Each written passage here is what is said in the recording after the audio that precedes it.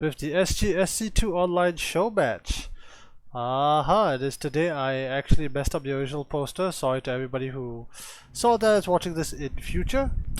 This is going to be a show match between my friend Nameless and Darkvoid, with, every so often, me. And Zergling. So if you're watching this on YouTube, do like and subscribe. So again, for those watching live on Twitch, this would be the show match itself would happen at about 9, assuming nobody's late, but people are always late. So right now, what I want to take a minute to do is to go through the process of how these maps were chosen. And again, if you're watching on YouTube, there should be a timestamp down in the bottom to tell you where to go, where to click in order to get there. But let's just go through these maps in general.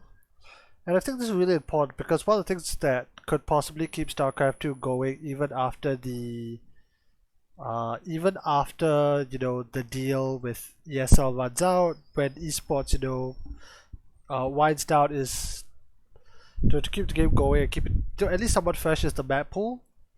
Because in StarCraft 1, balance is done via maps, and there's been a lot of talk whether that will happen in StarCraft 2. It's unclear, but we'll see. So let's get to it. By the way, this is Nameless, one of the players. You should go and check him out. Links will be down in the description. Alright, so a little bit of a lesson. So the way maps are created is that, okay, so in the old days, back when you had things like Zelnaga, Caverns, when you had maps like these maps were designed by Blizzard themselves, as far as I know. Yep, created by Blizzard, and these were, again, this was in 2010. If you're playing right now and you try to play on a map like this, no, we absolutely vetoed it. No, like, these maps cannot be played right now. However, in recent years, if you look at the maps that have been played as of late, such as 2000 Atmospheres, one of the maps both in the current ladder and in this tournament, it's actually created by a gentleman called the Music 246. You'll see his name pop up again. The reason that this comes about is because, by the way, hello for those joining, and if you're here, do say hi, do make this a fun chat. The game itself will start in about 9 or so minutes, providing everybody's here on time. They very rarely are. And in that scenario, we'll get it going. So the way it's done is that, okay, up until last year, this is how it went. Up until here is that you'd have these things called map contest, and these basically allowed map makers to submit maps and for them to be judged by experts, as well as community votes. There would also be a tournament. The last one that I could find was the Wardy Team Liquid Map contest number 6. Basically, Wardy will cast a tournament, and then there'll be $4,000, all sponsored at the time by Blizzard, in order to give all these maps a try. If you look at every single map down here, with the exception of this one, and this one, they've all made it to the ladder pool. Ice and Chrome was in the ladder pool 2 maps ago, again by the Music 246. Oxide, where is our 2000 Atmospheres? These are all community map makers. The reason they do it is because there's money on the line. I found a phrase up here. Here we go. Okay, a quick reminder: all 16 finalists have already gotten $100, and first to fifth get the additional monies. So, if we look at the TL, so again, links for all this will be down in the description. They'll be talking about how the maps have been made, how they've gone. And some of the things that you might want to take into account here, all the dates and the prize pools, so on and so forth. And of course, the glory of having your map in the map pool. So if we actually look at the results of the last TLMC, you see that the 5th place was Submarine, which has been played to oblivion at this point. Beckett Industry is a brand new map coming into the map pool and will be featured in this tournament. Hey Oreo, hey Leo, thanks for tuning in. I hope you like it. Okay, so the main match again will start at about in 5 minutes, provided that both players turn up on time. And I'm looking at my system right now. Neither of them are currently in game, so I'm gonna start bugging the shit out of them. They did reply an hour ago saying that they were here. Sure. Oh, hey, Alpaca. Darkvoid, go smash him 4-0. Alpaca, Alpaca, Alpaca. All 7 maps are gonna be played. All 7 maps are gonna be played. So we should be smash him 7-0. But that's beside the point. Right, let's see, let's read this Twitch chat. Oh, you're getting paid. Like how Raider played him. Let's go down, West smash him 7-0. To be very fair, like, by the way, thanks to the sponsor, I asked him whether he wanted his name mentioned. He didn't say yes or no. The way the deal works, by the way, is that no matter what Nameless or Darkvoid is gonna get a cut. The way the prize pool works is that there's $30. It's gonna be split into the map score. So if the score is 7-0, it's gonna be 28 and 2. The $2 is because, look, if you've already taken time out to do this and it's a show match, I felt that you should get something. If the score is 4-3, then it's gonna be, I'll work it out, but the player who loses gets the additional $2, but that doesn't make up for the map pool difference. We'll figure it out. Like how we played Lambo. Russia says no, I do not know what that actually means. Anyway, so by the way, for those watching on YouTube, this happens live. There's a nice Twitch chat going. Hopefully you can come in. Should be 16-14. Yes, we will work that out thereafter, but there is a $30 prize pool there, and I'm not going to attempt to do any more maps on stream. I've got all these tabs open. I will want to be going over some of the maps as they happen. Leo Russia was, as a guy I can say this, I think. Dude, that's for loser, a bit sad. Well, think about it, right? The last Showmatch Nameless did, the last Showmatch Nameless did, the score was 4-0. A bit sad, I felt. Anyway, I want to go over some of the maps. Leo, actually, by the way, thank you for helping me out. He was one of the guys who... okay, he was one of... Oh, by the way, I would like to put this on record. Hello, Ice, how you doing? Hello. Hello. So it's just gonna be you and me, or is Butte gonna get involved at a certain point? No, Butte said that tonight he's not free. Which is sad, but it happens. Either way, I'd like to put in the record that Darkvoid has showed up in Battle.net before Nameless did. He has not accepted the party invite, but that's beside the point. Oh, anyway, Ice, I was just going over how maps are created in Starcraft 2 and how they enter the ladder. Really? I think it's all like, okay, what's this whole thing that was really popular and good? Okay, let's take some general designs of the shape, edit it a little. Oh, don't forget the Pedo Lord pillar near the natural for the Zerg to have an advantage. Yes, yes and no, yes and no. So, yes, the Pedo Lord pillar is there. Leo Vasha says, this is Stog's Senpai Sanguinice. Yes, yes, that is. He's my co-caster for the evening, representing the Terran. I now play random, so I'm supposed to be fair and balanced. Let's see how well that goes. And I will defend the Zerg. I needed that Pedo Lord pillar, you know. I lost a perfectly good cheese because the damn Terran picked off my Overlord. I basically did a roach rush, and if I had that Overlord alive, I would have been able to bow down the bunker on the high ground. Do you know how much Zergs take that for granted now? I would put my opening barracks right next to it, and they still donate the Overlord to me by Pedo lording it, and then I lift the barracks and my 2 Marines shell the Overlord down for free. The complacency it has bred is not good. It's not good, and I've got a long story about it because I asked what's his face, TLO, on the Pylon show, and he defended it with the stupidest defense I've ever heard TLO say. By the way, Leo Russia, thanks for redeeming. By the way, I've got a bunch of channel points that are still active. I deliberately didn't switch it off. Leo has redeemed Murloc, which happens to be this thing. Even here, there be Murlocs. It's a can. So yes, thank you for redeeming your channel points, Leo. I hope you enjoyed seeing this here and put in the mouth exactly. This did not taste good. Anyway, where are our players? Where on?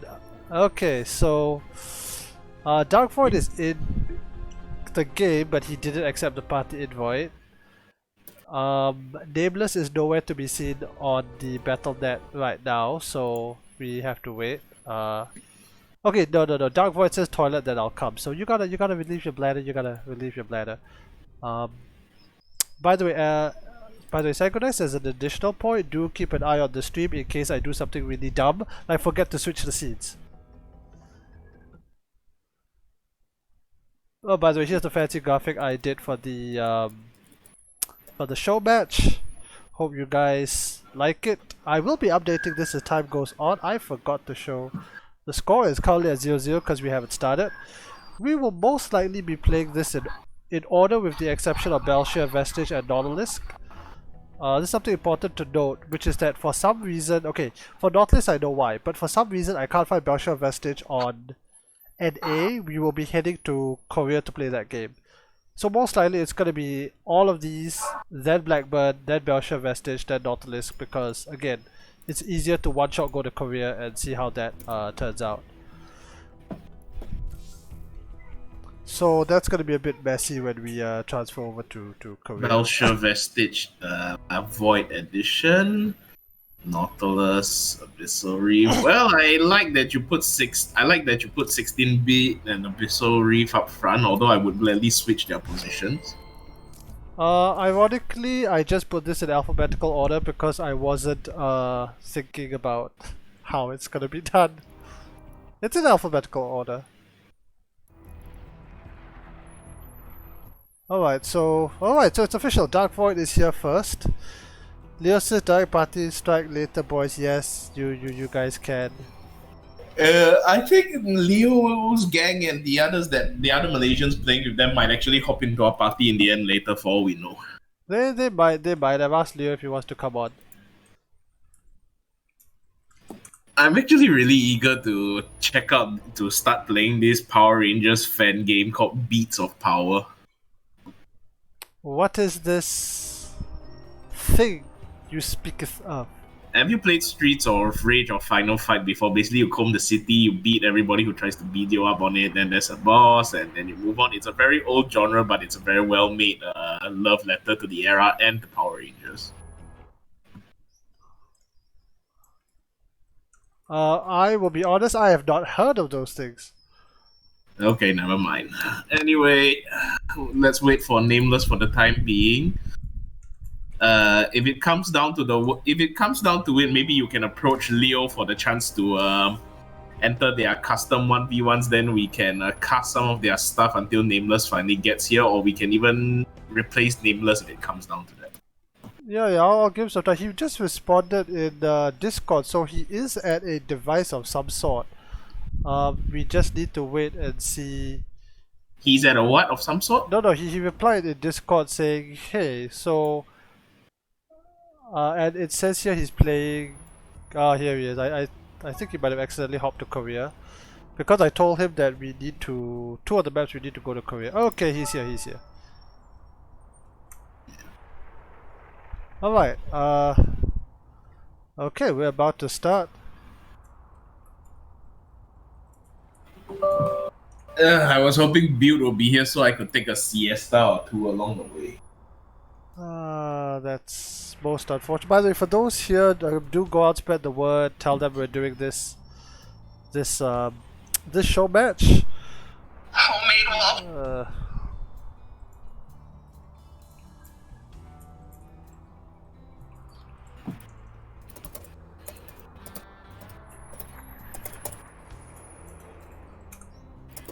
Alright, so I see Nameless wants to pick, which is fine because I honestly did not put that much thought to... Okay, Nameless wants to pick, so pick law I say.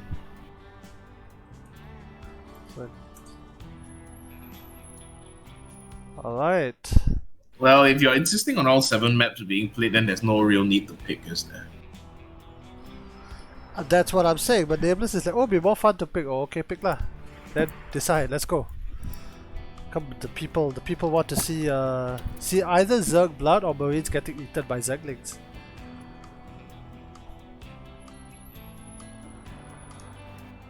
Not true. Okay, alright, so guys, we're gonna have to take a delay because we now need to go to Korea.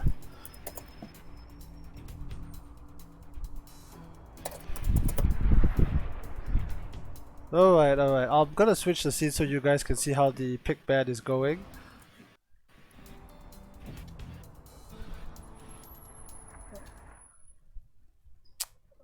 Again, I did not set up my setup. Oh, hey Alex, thanks for popping by.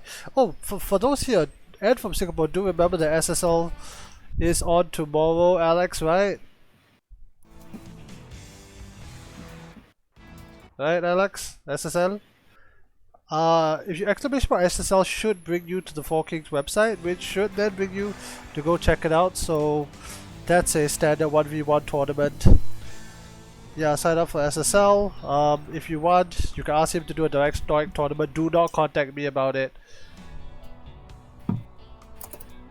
Alright, so here's the picks. Thank you, Sankonize, for writing it down. This is gonna be a bit messy because we need to go to Korea. But never mind. Nautilus, Beckett.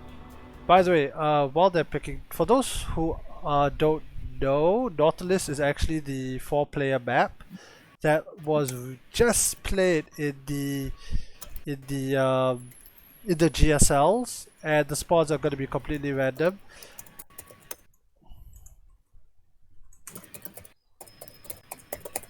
Oh hey Dismals, thanks for popping by, man. Means a lot. Hope you guys are doing well. Alright, so now to Korea server.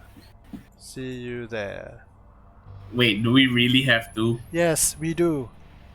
For what purpose? Because I tell you why, the GSL map was not posted on the NA server. Nautilus was not published on the NA server, so we have to go to Korea to play that. Are we going there just to play Nautilus, or are we going to play Nautilus and the rest there? We really should just play the rest here, right? Yeah, I think we'll just stay here because the ping to Korea, as far as I know, isn't that bad, right? Okay, now how on earth do I find you guys? Can you just say hello in the arcade? How do I find you in Korea?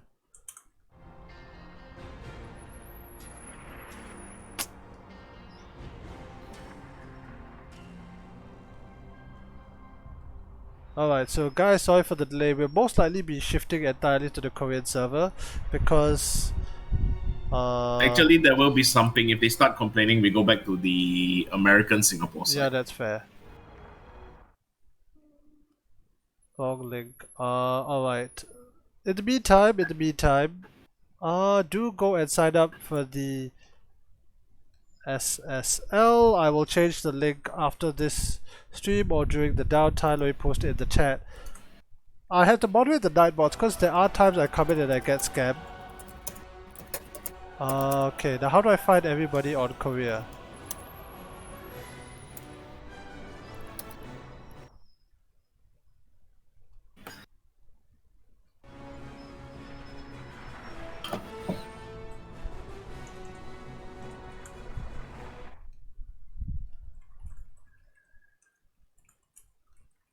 Alright, again, so apologies. This is my first time attempting to do anything from the Korean server. So, Sankonize, how do I even find you?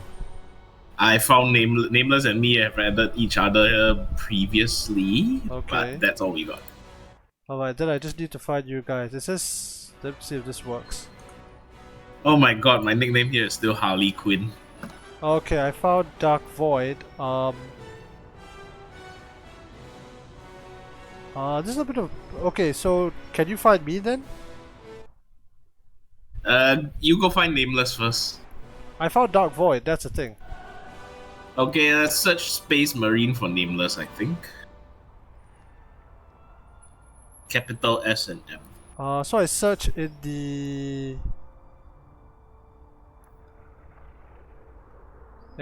oh, it's Photon, isn't it? Yep, that's him.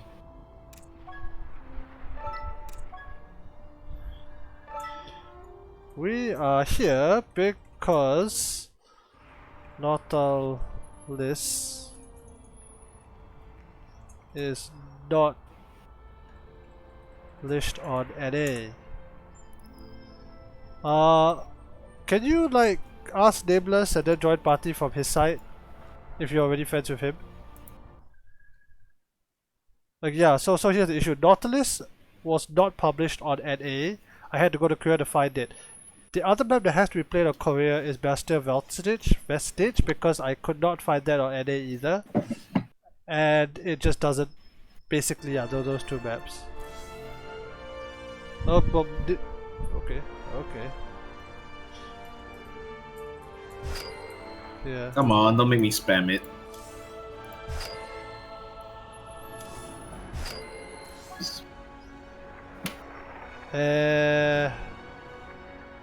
Wait, I add you as friend first. The guy, sorry for the technical troubleshooting. He's already my friend. Invite to part. Okay, never mind. Let me set up the lobby and then you can join game from there. I'm gonna pick the Taiwan side because that seems to have lower ping. Okay, shift me over here. Okay, now we just wait for you. Can you join game from any of us?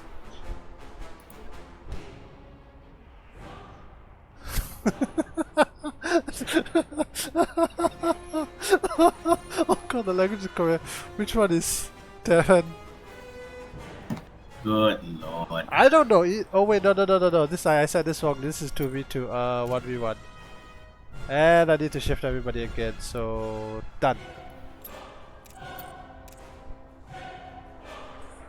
Okay, so we got I can't pronounce this versus I can't pronounce this. Darkvoid versus Space Marine. Alaba almost never switched to. Alaba, I never switched to. Never mind lah.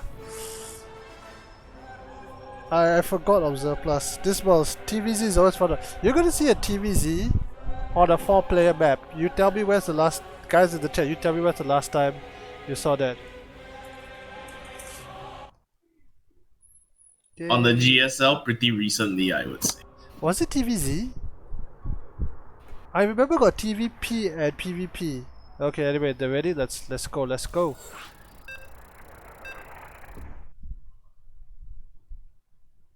Whew.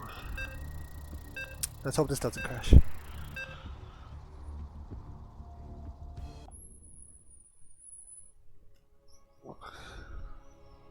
Well, if the settings are mucky here on the Asian server, after we're done with this map, let's just go back to NA. Yeah. Oh god, okay. Alright. Who do you want to introduce? Well, let's introduce the map first. Welcome to Nautilus, the first official tournament 4-player map in God knows how long. Well, that's a partially true statement because the last GSL technically had a 4-player map. So we have our TVZ here in the top half of the map. We don't know if the bottom half will ever come into play at all.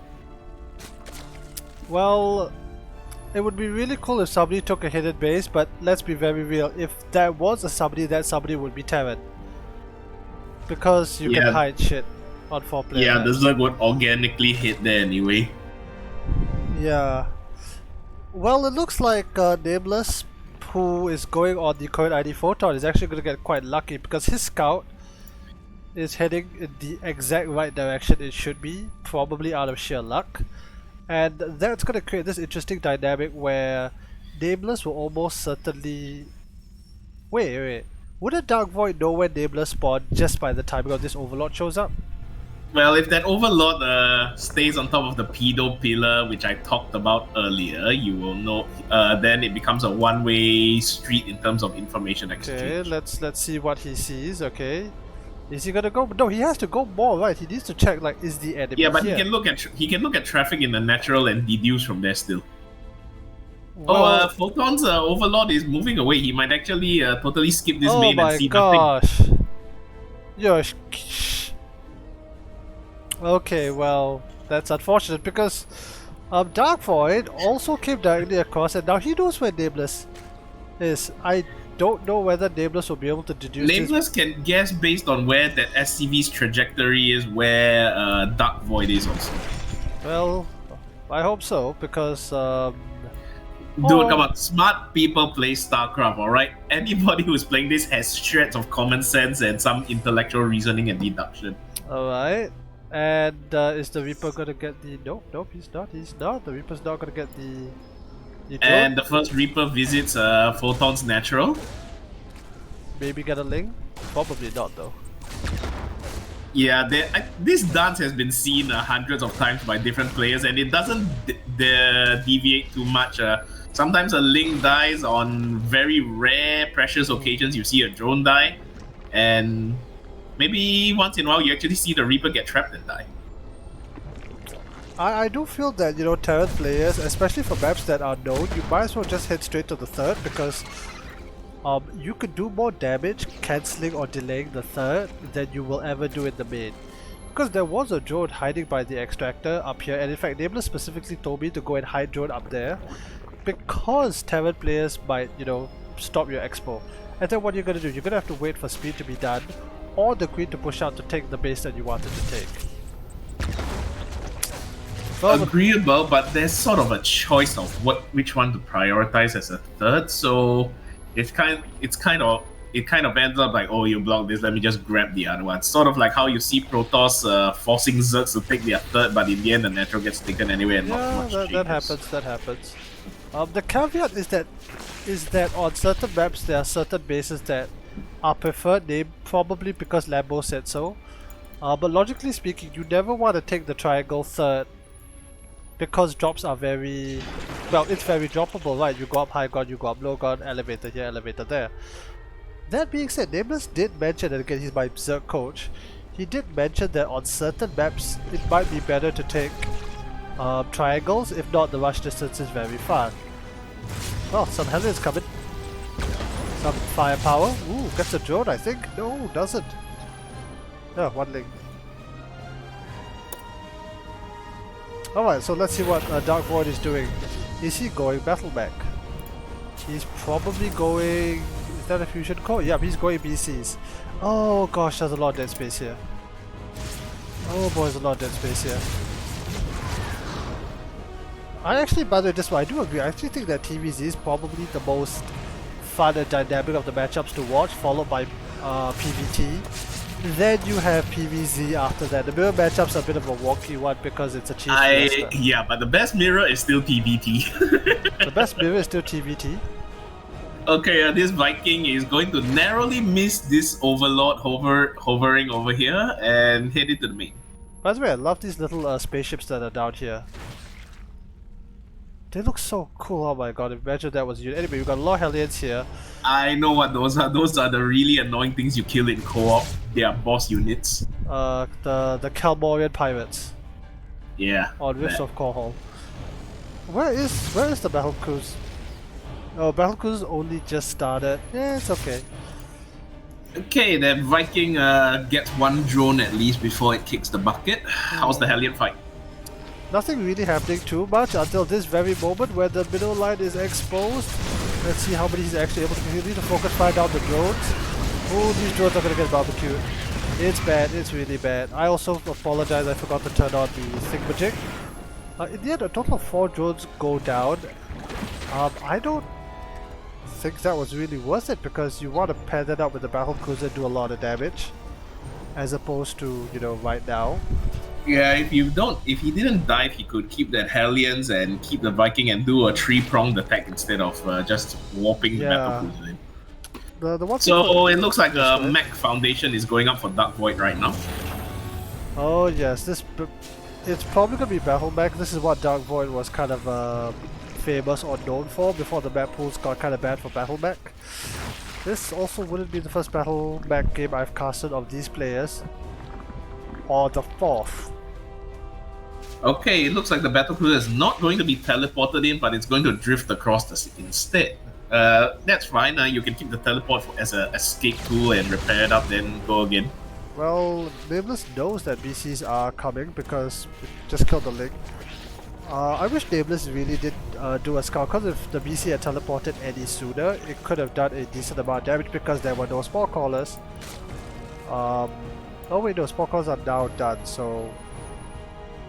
Okay, Nameless's Spire is a handful of seconds from completing, and this battlecruiser will start shelling away at the fourth. With one drone getting the hell out of dodge there. Yeah, but very good on Nameless. He actually left a mass of link bait. Oh, is he gonna catch these Hellions? Oh, he catches a good chunk. Is he gonna catch all? Is he gonna catch all? He catches all of them, and oh, beautiful. This is gonna reduce Darkvoid's map presence significantly. And Darkvoid's made the best of it and got a nice handful of barbecued links lying on the floor there. yeah, but at the end of the day, you don't want to lose your Hellions because that gives you the map control.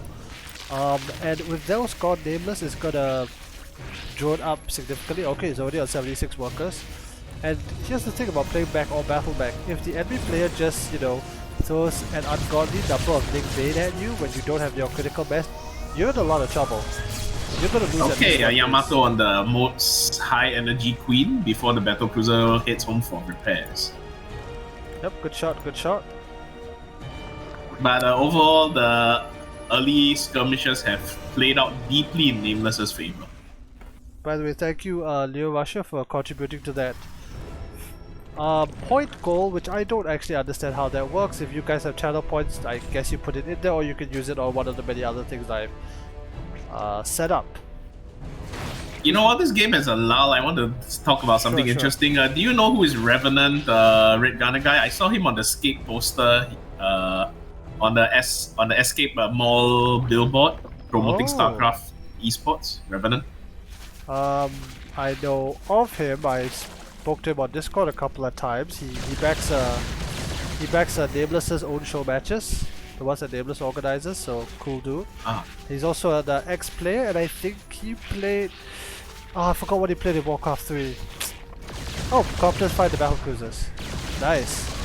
And okay, these Yamatos are going to delete whatever crafters they can before the battlecruisers have to teleport home. Yep. It's an efficient trade for the Terran, but at the same time, these battlecruisers probably wanted to do more. Ooh. Oh, that's a late teleport, and the battlecruiser is claimed by the corruptors. Oh man, the queen even said, "Oh, good job. Have a transfuse." It's good flying, boys. Let's see. Hey, Nameless, you really got to tell your map maker friend to name a map Bad News. I tried to ask him about that, but he didn't really respond to that. According to the map maker guy, he's actually making he's actually working on a Daybreak. Ooh, a link run by right before the planetary is done. I think this expansion there's fundamentally no way to save it because the corruptor P can delete that PF and the links can clear the turrets up, and the debris is not cleared on the way, so I think this CC is going down unconditionally. Yep, it's going down. I was wondering whether the Battleback army could save it, but it turns out that he decides not to engage for whatever reason. And this actually kind of hurts, because as a back player, you do want to be on that 4 base. Eco, but 3 bases, you could scrape by something scary. Is he going... He's going Ultra. Okay, this is a completely different response from what he originally told me against this kind of battle mech, which is cool to see. Ooh, a few copters are gonna go down for free, a bit of a bad rally. The copter flock is gonna fly to the main. I don't fully know why. Maybe they figured they don't want to take on the main mech army. There's a lot of link bait that could potentially acidify this army, but it's a lot of mech. Okay, that main CC is gonna be peed down by the corruptors. It is being peed down, and he gets it, although, you know, it's the main base. How valuable is that? Okay, some Cyclones are here to shoo the corruptors away, and yep, this is it's like, hey, stop using our CC as a toilet, you know? But, yeah, the link bait roll over, acidify, and chew through everything. And with that, a very nice cleanup on the part of Nameless. This battle mech slash turtle mech strategy not really working out for Darkvoid at the moment, I gotta say. I even find it questionable why Darkvoid wants the 9 o'clock for his 4th heat when 12 o'clock would be a more palatable location to defend and attack from simultaneously. It's true. I mean, that's the thing, right? Are you gonna try? And he doesn't want to tear down this debris that would give more circulation to the 9 o'clock base either. I really hope he at least bothered to take a look at this map before he played it. I suspect Nameless did. But yeah, like look at these SCVs. All he needed to do was blast through these rocks, which he has the firepower to do. Oh, another CC's getting a peed on, but SCV repair is going to be here. I don't think the crafters, yeah, they can't be done in time. But at the end of the day, these crafters aren't really going to do anything more because battlecruiser production is stopped, and I suppose he wants to clear up the supply for Ultralisk. And here comes the first Robo Ultralisk. Okay, make a few more crafters. I stand corrected. Oh man, I love these Ultralisk skins. He's gonna bring in the big boys to chop away at the army. Can he get a good engage though? He's off creep. Tanks are still gonna be quite scary against Ultras. Oh dear. Kindness plating is not... You know, Red Gunner Guy, at this stage in the game, do you feel it's better for Terran to do a ghost transition or to just harden on mech and starport units even more? Against the army Nameless fields, yeah, you could just harden because you've got enough mech that you can blow through the... I do think you have enough mech to blow through the Ultralisk. Twitch chat can tell me if I'm wrong. Although having at least one Ghost Academy would be nice, you know, for the just in case. But yeah, I'd say no. Continue the push. He's kind of okay. fine. The battle cruisers harass the bottom right corner of the Zerg forces while the main army is finally engaging the Ultralisks. And I think these Ultralisks are going to go down very easily. They are going down very easily. And Nameless is going to lose another base potentially, maybe? It's like, how'd you like that, P, huh? And they get away. Nameless is actually pretty starved on middles. He didn't go up to the... He's on 88, although he told me against back you should be on 100. It's mostly going link bait, which is not the worst idea to close the distance against these tanks. And he's gonna lose... Oh, it's actually very painful. A lot of drones here that he's almost certainly gonna lose because he didn't give the evacuation order.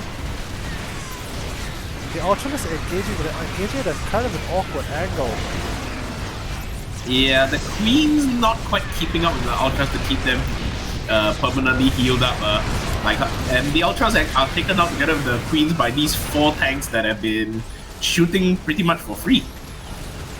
Totally for free. The Copters are mauling down a planetary fortress, but that's just that's enough Corruptors that eventually I think the SCB repair will not be able to keep up with the... Yeah, but it's a base for a base, and Terran, while it's not the best idea, look at the supply. Zerg is so far down, and in workers, and in and now... Okay, the Cyclones make it home to try to rescue this planetary, and I think the rescue is successful. They're gonna rescue it, yeah. Yeah, and it looks like the Corruptors pay the death penalty for public urination. Yeah, they do. Double Dynasty was going down, but I never saw Nameless get a chance to use it, unfortunately. GG is called, and with that, Darkvoid takes the first map. Alright, that was not the outcome I was expecting given what I was seeing going on, but I guess it shows you, no matter how experienced you are, sometimes you just can't tell what StarCraft will give you. Indeed. Well, that's partially why we have this tournament to spice things up. Would you like to switch back to our Singapore server now? Wait,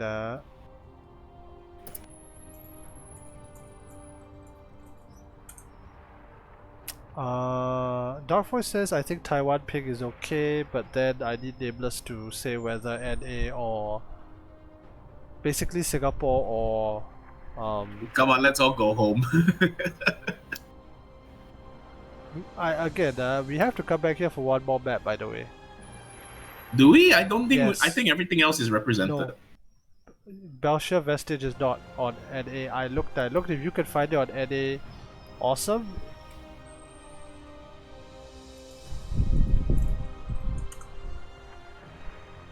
We're waiting for Nameless to say one way or the other. Maybe Okay, how about I propose this? How about we ask them if they want to play Belshire now, then we don't need to come here again.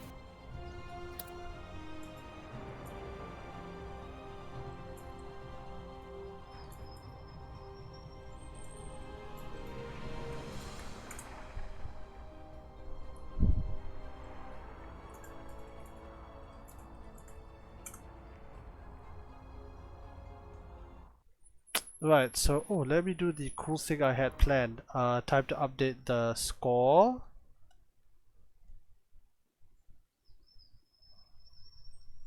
Done. Oh, right, and the score itself.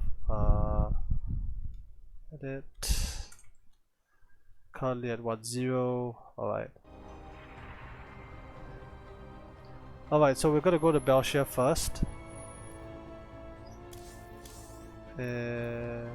Then after that we can go home, so to speak. Yeah.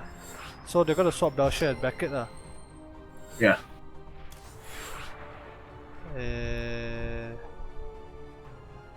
Okay, you're here. Let's see, Darkvoid swap with me.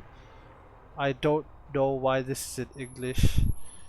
I see that we are no longer using Korean Terran versus Korean Zerg, but standard TVZ. Yeah.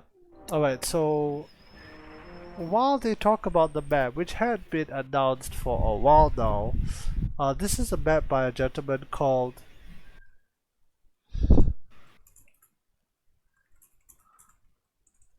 Rear Being.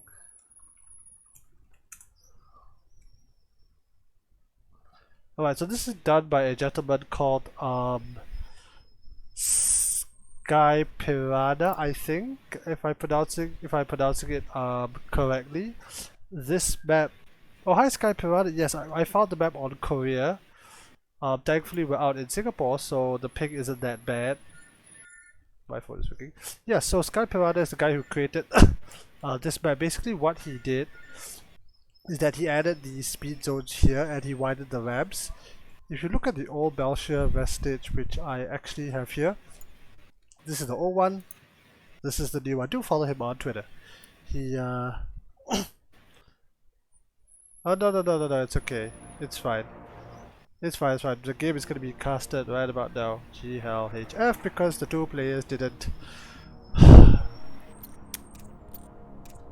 Alright, time to switch the scenes and get back in the game.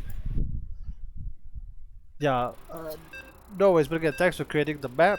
For those in chat, do go and follow him. I'll put his Twitter handle in the thingamajig, in the Twitch chat. Alright, let's see. So, by the way, these players are about 5.1k MMR on NA, I believe. So, it should be quite even. Alright, welcome back to Belshire Vestige. Those of you who've been with us since the Heart of the Swarm days will find this a little familiar with some slight changes to the layout. Yes. So spotting at the bottom is the name here is Photon because we're on Korea, but I know him as Nameless. He is the Zerg player and he's currently down the map. In the top left, his Terran opponent, surprising me with excellent performance in the last map, that's Darkvoid. Yes, let me switch off my camera so that it's not too distracting. There we go. Yes. Alright, so let's talk about this map. You mentioned it's a Heart of the Swarm map. Do you have anything good to say about it, or is the conversation going to devolve into Swarm Host again? Unfortunately, anything related to Heart of the Swarm is tainted with the Swarm Host devolution risk in terms of conversation, so I'm kind of happy to see this map get resurrected by your map maker contact, and maybe a new narrative and memory for it can be created, you know? Indeed. Yeah, go ahead. Heart of the Swarm Hosts. Yeah. It's kind of saying everything but saying nothing. I remember that cardboard video. Well, we'll see if Nameless deploys them. He actually did deploy them in a series in the past against Darkvoid, who was going battle mech. So it was basically the battle mech army would come in, smash a Zerg base, and then Nameless would use the current day Swarm host to smash another base in turn. I don't know if that's going to be the case here.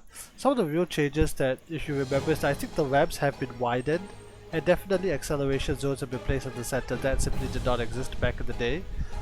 And I think there's a pedo lord pillar slightly to the side of the natural added as well. Let me look at the old map. Is that there? It was kind of there, but the feature was a little different. This spot was here, but it wasn't a pedo lord pillar.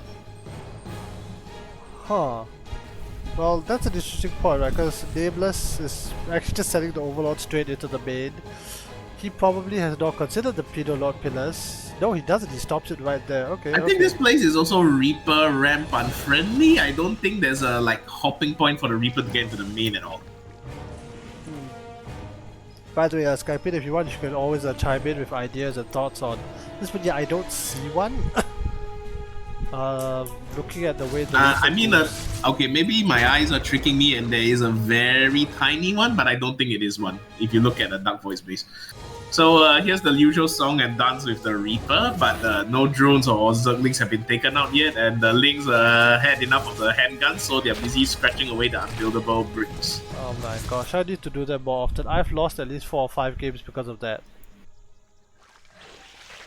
I think you just throw the big mama queen at the naughty Reaper and the Lings are kind of okay because there's not really an easy jump into the main for the Reaper on this map, it seems.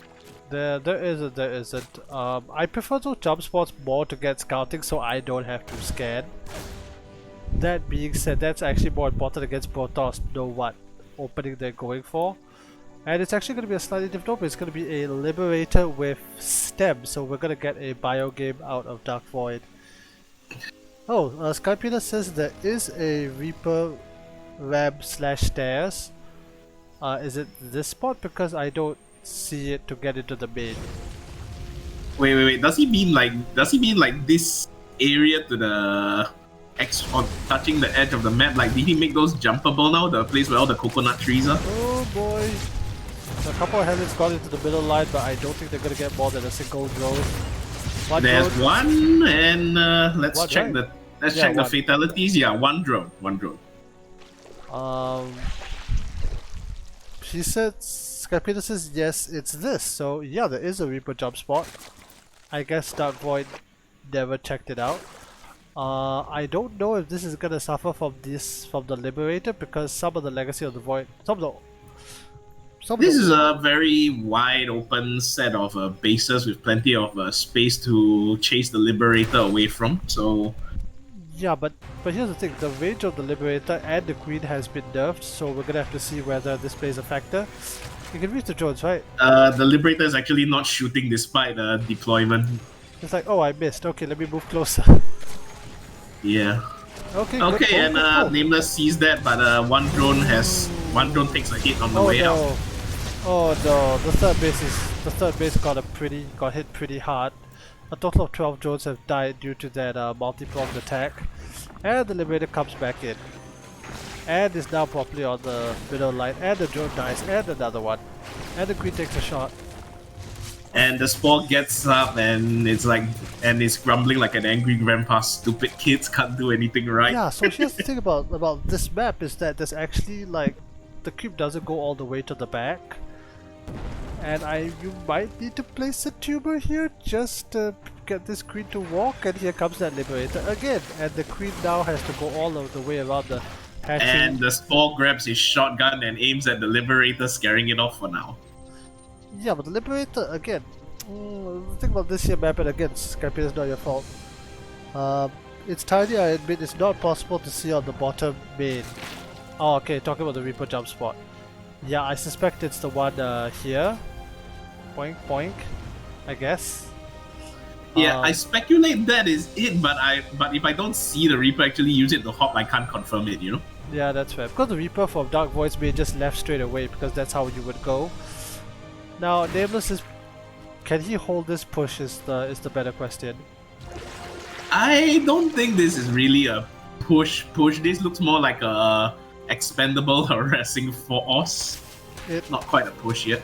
It probably is. At the same time, it's forced Nameless to get a lot of links just to deal with this, because he doesn't know if there's a a parade coming up behind this. That being said, 1-1 is gonna finish. So this could actually cancel this base. I think Nameless gonna give it up because he just put down another base somewhere else. Yep. Okay, and down comes the scan to mop up all the creep. Cleaning up creep. Okay, I think Darkvoid is gonna be pretty pleased with the outcome of that attack and pack up. Yep, it's a pretty big delay on the 4th base. It's supposed to come down earlier, but again, when that many drones were killed by a few Hellions. Oh, but that siege tank driver is being a little too brave for his own good. He's taking his time to leave. And he shoots a creep tumor, which means those lings of Nameless could pounce on it? No? Yes? Maybe? Oh, yeah. Okay, he makes it in time to join the bulk of the Terran attack force anyway. That was so funny, because that was technically within vision of the Queens. And like, the Queens are like, nah, we're just gonna chill over here and have our group discussion. Yeah. Again, I think Zerg does need to, at some point, contest this. Oh, we're gonna lose an overload, that sucks. Okay, and I guess he's gonna get a nice wrap around on the bulk of the bio, while the tanks are too far behind to really give any viable coverage fire. Yep. Okay, does it enough to clean this up? I think he... Yeah, with the reinforcements, he does get a couple of attacks, deflects this attack. And Nameless handily cleans up the push except for his medevac pilots. The Air Force, they should be fine. They're probably thinking that's the army's problem. But anyway, Nameless did make a lot of links in defense of the attack, you know, just in case things went wrong, and now he's got a lot of drones, which is nice. Although I'm pretty sure he would want to be on a higher drone count than he currently is. But, fifth base coming up, so that should put him ahead in bases against the Terran until the Terran lands his own force. Okay, and I think we're going to be in for a lurker game here because he's gone for Infestation Pit and Hydra Den, and I don't see any other notable Zerg tech at the moment. Yeah, it's really interesting that he went for what's his upgrades? Yeah, he doesn't have +2 on his banelings, which is quite important because then they start one-shotting workers, especially for the run-bys, which you should do. I really hope this +1 isn't a mistake, but we'll see. I don't think you can one-shot an SCV with a Baneling. Ever. Even with +3? Oh yeah, because of... But you still want to get +2, but again, here's the thing, the drilling calls are coming down for Darkvoid. But yeah, I think you're right, because you have +3. Okay, wait, it goes up by 4, so let's add another 8 to assume +3, then you get 47, but then you have to assume the Terran will have +3 armor, so you -3, so you get 44. The SCV doesn't die in one hit. Well, but you will... This is why you're good. You can do math on stream. I can't. It's okay, I'm a market guy, so I can handle it. I was just about wondering if I should go there, but yes you are. You know, I think it might have been worthwhile for Nameless to just bailing bust the wall because that's where all the upgrades are. That being said, there was a pretty scary army, is still a very scary army here, which Nameless catches due to a Ling. He could potentially do a very nice wraparound if the army doesn't hit north. But why would the army hit north? There's nothing there. I find the way Dark has chosen to build his expansion path here very unique, but I can sort of see the merits of it now as the game is progressing as well. Yeah, it's a completely different philosophy than what Nameless has done. Nameless that mine, what did it get? About 6 kills? Not bad, not bad. Usually a mine breaks even on gas cost if it hits even one Baneling already. Okay, and that hatchery was killed, it was not cancelled in time. Yeah, another drop on the other side is killing all of Nameless's Queens. A huge wraparound is gonna connect on these Marines and it's gonna push it back. But the Marine squad on the other side needs to be contested because come on, drop a scan, mop the floor here, Marines, mop the floor. Yeah! Actually, he scanned it on the other side. Oh, you were talking about the other side, right? Yeah. Yeah. That's the thing, he doesn't have any Hydras to contest, it's going to +2. Oh, but he's got lurkers, and these things are very good at waylaying siege tank supported pushers, even if they don't have the range of a siege tank. They are. The big problem though is number one, I don't think the upgrades are done with that, I believe. It doesn't matter, the lurker is a big AoE damage unit.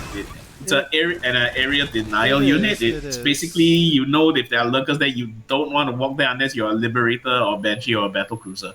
Oh, Ghost of Cloak, but yes. The real problem is that... Ooh, nice shots of the lurker. The problem is that it's now Okay, 4 but ways what's going to 4 protect ways. the main? These Marines have got free reign because these spores are still making. Oh man. Yeah, at least there's some Hydras here to finally like clear this up and push it back. Although, just a little bit faster would have been great. One thing I don't like is that Nameless hasn't been able, or hasn't touched the Terran economy the entire game. He's played super, I think it's super because macro. Dark is so successful at keeping the fighting on the enemy side of the map that and this is a smaller map, so he wasn't losing his fourth on repeat like the last game. He definitely wasn't, but here's the thing, right? If the enemy is always attacking you, he is generally in control of the game and more likely to get something done, I feel. Whereas if you go and attack it, at least you don't throw your enemy off a little bit. Okay, another cancel, but we still got nothing to clean up these medevacs. And now there's a gigantic push heading to the other side of the map. Alright, Nameless that's is the not lurker gonna then, see and it. a double spire is dropped for Nameless as well, so look for some air Zerg tech to come into the field soon. Is he gonna go Brood Lords against this? Well, unfortunately, Nameless is honestly kind of far out of position. The Marines are gonna be able to go very deep on creep. This base down here is absolutely dead if Darkvoid chooses to engage. Down goes the Terran mine, and it's a very good mine line. I think it's cutting off this bottom left base from the bulk of the Zerg. And Nameless didn't bring any observers, so he can't clean this up. This base is, as I mentioned, dead. With medevacs, of course, you could just pick up whenever you're good. Oh, this base. The mine's getting some really good value hits there.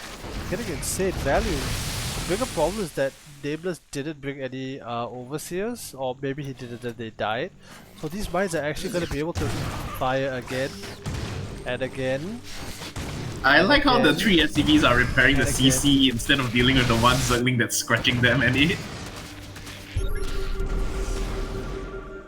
Yeah. Alright, and Dark swings back to the bottom left again and is immediately waylaid by the lurkers, and his forces have to pick up and flee for now. What's a Hydra? Oh, Nameless only has a few Hydras. He can't. And here's the thing, right, about lurkers, that they are like the Zerg siege tank, but they're not mobile. Once you siege up, you can defend this position against anything, but you can't be on the other, in another place where the medevacs are.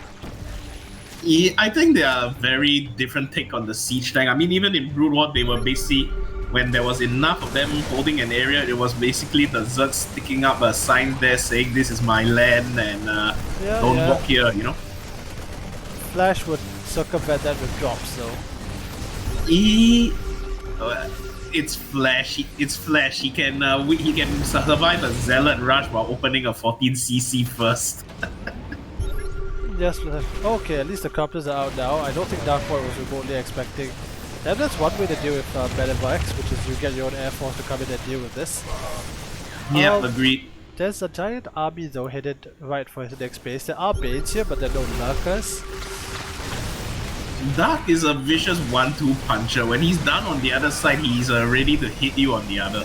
Yep, all the tanks are already sieged. The Banelings, can they reach the bio? The Banelings don't really hit any Marines, and the Marauders soak the hits without really dying either. Not a good unit.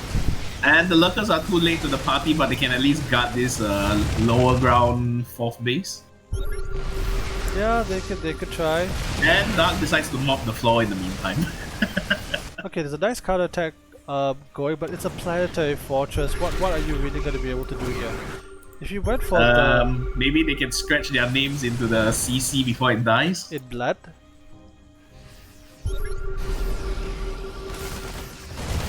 Oh, don't attack into that, Dark. You don't want.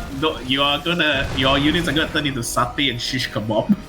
Well, but here's the thing, right? Darkvoid can afford to lose them. You know, give Nameless some food for thought, because he's on a 2,000 middle bank. You mean Marine and Marauder satay while thinking? Yeah, probably, because he will then come with another punch. He's already got another strike force moving on the on the western Those side. look like tanks he wants to throw away. They are low health and they are alone. There's no bio support. It's like he doesn't value these particular tanks on the left side. Oh, okay, here comes the Marines. Yeah. No. That's because these tanks already had. There was one of them has 7 kills, one of them has 3. Okay, Nameless manages to pull a mine to blow up one of Dark's tanks, which is kind of cute. Ooh, Blinding Cloud, very good. It looks like the bio on this right side force has been decimated as well. It has, but again, look at the worker count, like Darkvoid can afford to remax. And he's already attacking the other side of, yep, GG is called, he knows he can't hold. With that, we are done with our Korean maps. I was looking to see if Dark had any more tech transitions on the way, but apparently I guess tanks just beat lurkers, and you don't really need to worry too much about ghosts and liberators. Yeah, you don't when you have that much firepower. It came down to a lot of things like having oh yeah. Don't forget to tell them to switch server. Yeah, I told them we're heading back to NA as it is. Okay, we're back home. Oh, I tell you what. Can I? Okay, I've invited you. I'll make you party leader. Let me go and update the score. Don't hesitate to ask Leo and the rest to come in, actually. I asked Leo to come in. Let's see. Right, the score, yes. So, can you help set up the next match? We're going to Beckett, I think it was? Beckett. I think it was Beckett.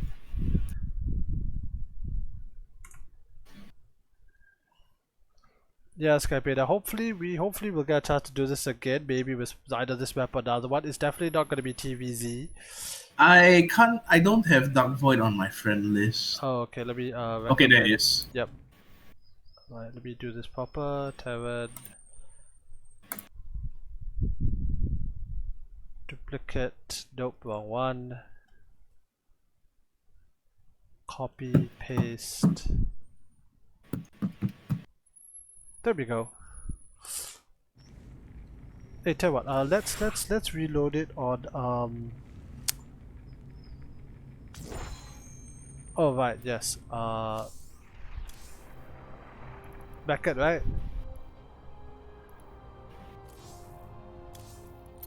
Yo, are we going to Beckett? I think so.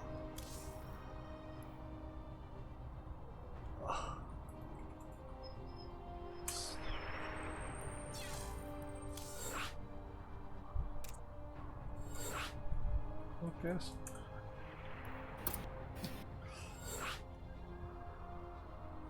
Alright, so score's been updated 2-0. Let's hope Nameless can get a score on the board.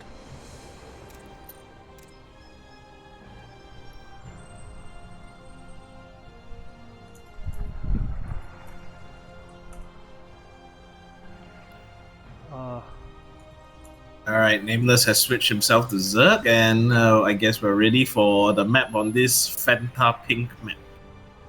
Yep. Alright, let's go. Now, as a fun fact, Beckett Industries, while this game loads up real quick, where did I put it? Here it is. Beckett Industries was actually the 4th place in the TLMC 14. The first, by the way, being Blackburn, which we'll be going to. And yeah, it says here that the entire map design is from the blah blah blah Cloud Kingdom, where it's further out, Third Rush. This is a very aggressive map. Oh, it also won the Challenge Adrenaline Rush category. The more you know.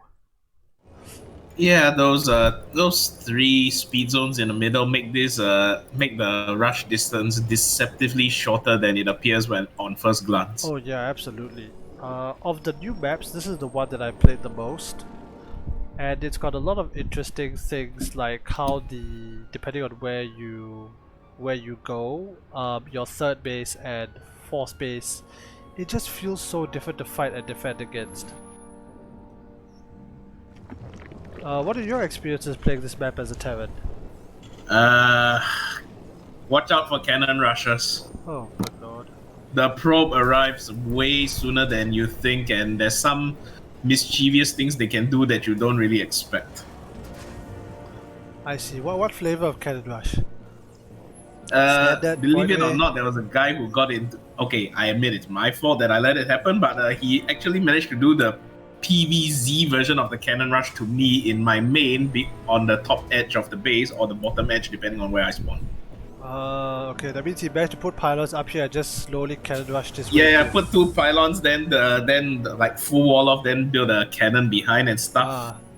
Then it got really it got really complicated from there and beyond. Okay, I mean, Cannon Rushes are extremely complicated to the point that I had to respect them after I heard about what on earth Pit F had done. Yeah, well, speaking of rushes, it looks like Nameless wants to send some roaches to visit Darkvoid this game. Oh, interesting. Skypedia says that this is one of the 2 smallest maps in all of Starcraft 2's 1v1 history. Skypedia, you know more than me, you're the map maker. Which is the other one? I gotta look that up after this game is done. Please tell me it's not Zelda Cannons. But interesting, yeah, so this was one Adrenaline Rush. Basically this is the rush map of the game. Anything else here? Blah blah blah blah blah. These chokes don't overwhelmingly push armies to. Oh yeah, so an important thing about this map, as mentioned by the map maker, who by the way is Suparo Man by the way, is that the choke point down here isn't as big a choke because you can go through it just so quickly. Something that you ought to know if you're playing, well, actually all races, because choke points are kind of a big deal. The other thing that about this map that I've noticed, by the way, Sangonized, feel free to pop in at any moment of my monologue, is that this spot up here, the vision is a bit wonky because you can't see what's on the other side because you know wall. So you always want to have vision and you want to know if there's somebody hiding over there. It's very good for tanks. So is down here.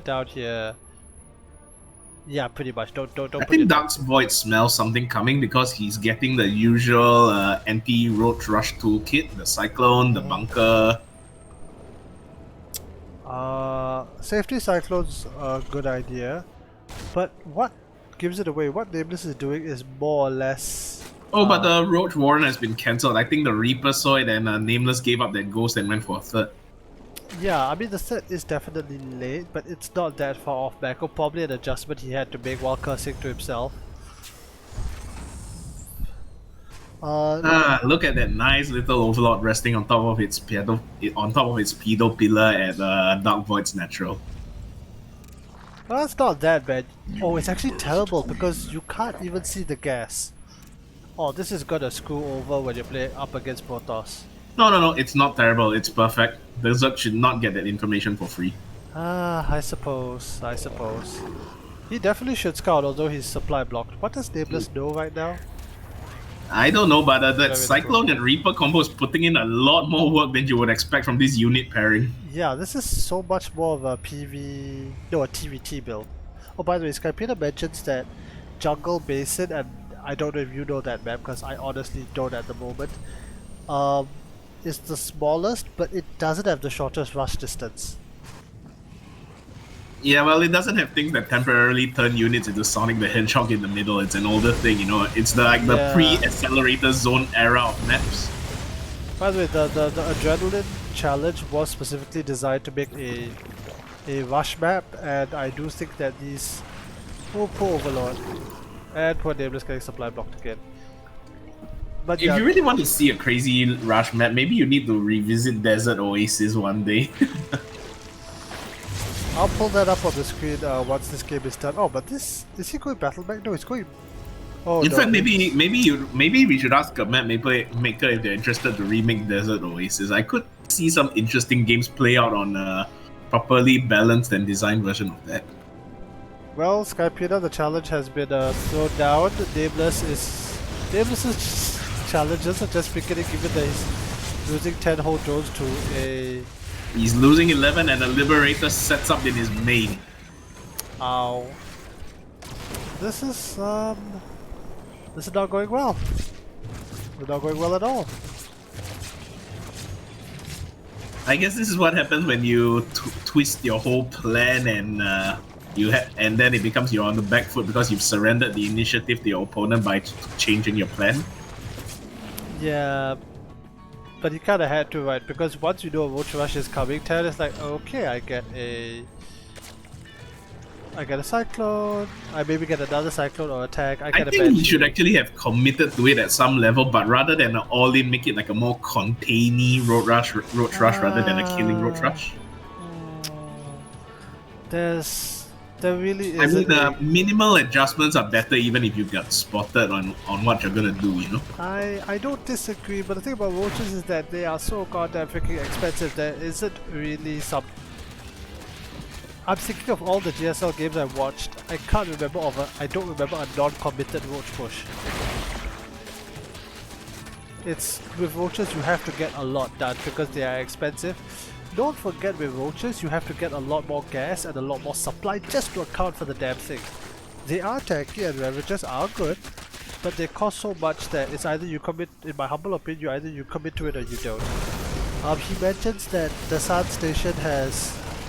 Oh, okay, Skypedas' Desert Oasis is remake next. Okay, haha. So yeah, it looks like the map maker is listening to you right now in chat. Okay. Actually, if you're listening to me, please, when you make something original, you just name it Bad News. I don't care what the design. Just make a map named Bad News. The puns people can get by casting that or talking about it are awesome.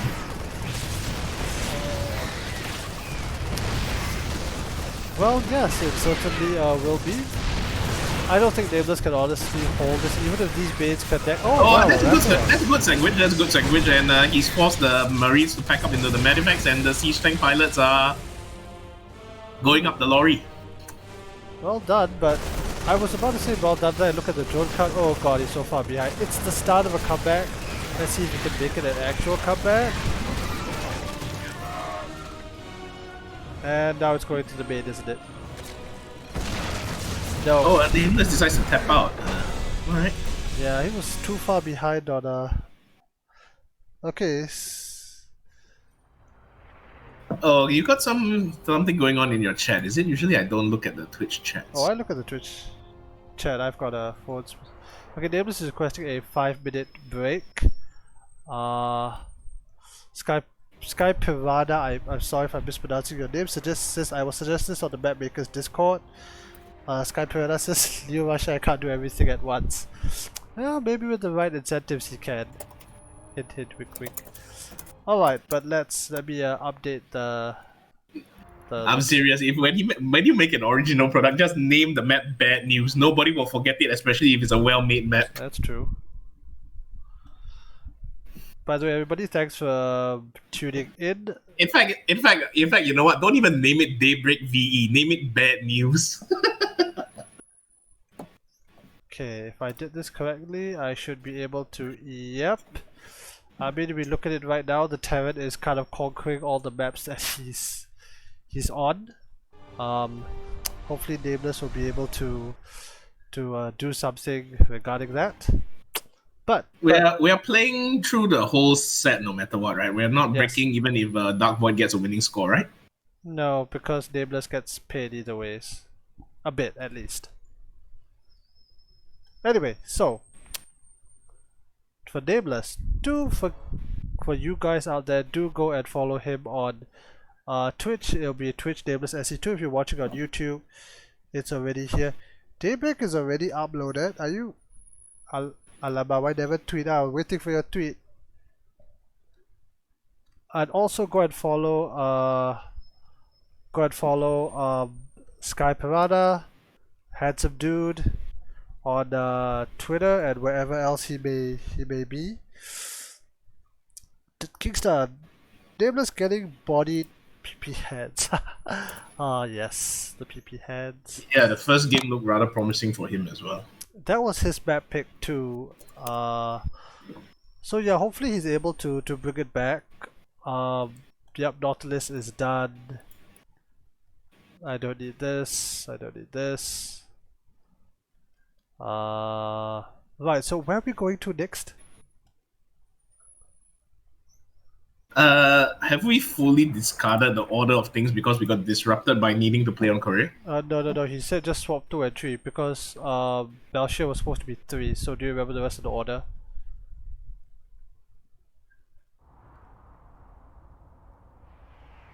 I think we were supposed to go back to 16-bit. I think 16-bit came up now. Right. I know Blackburn is the final one. Skypedas is Twitter at best. Oh yeah, what am I doing? What am I doing? What am I doing? Here you go. Yeah, go. It's now in the Twitch chat. Go and follow this dude on Twitter.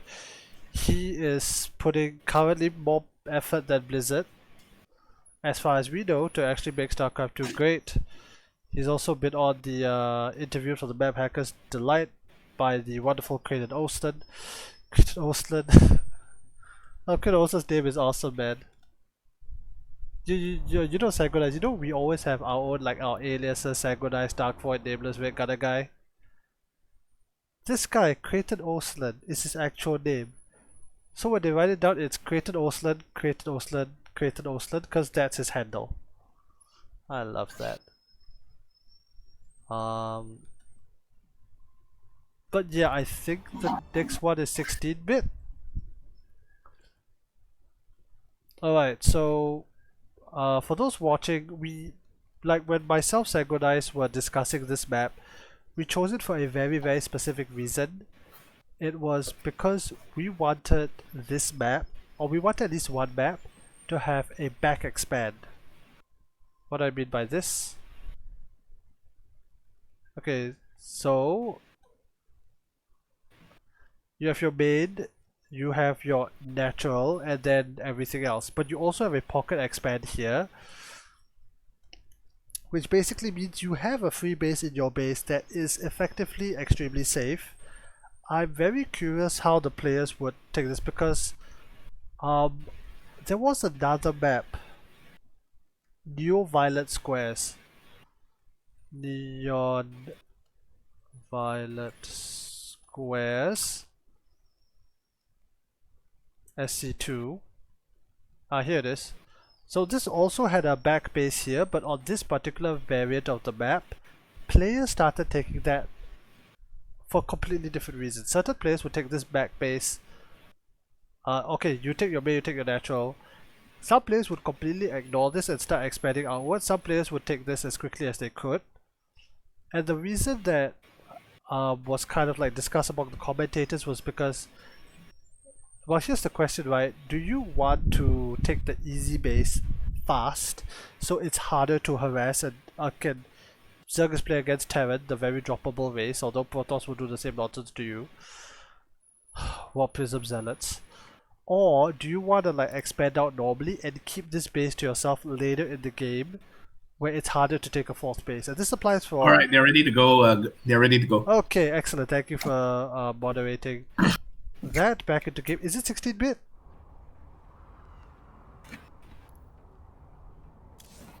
I will assume it's 16-bit. Right, I need to swap back to Blizzard maps. Create with mod. Observer. Oh, it's here. What am I doing?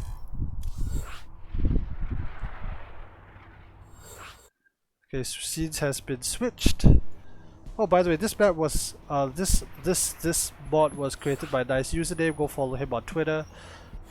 This is the latest update to the observer interface that we will possibly ever get. It was actually commissioned by TSL, the Team Liquid people. So to do that, no match history. We don't need to do that.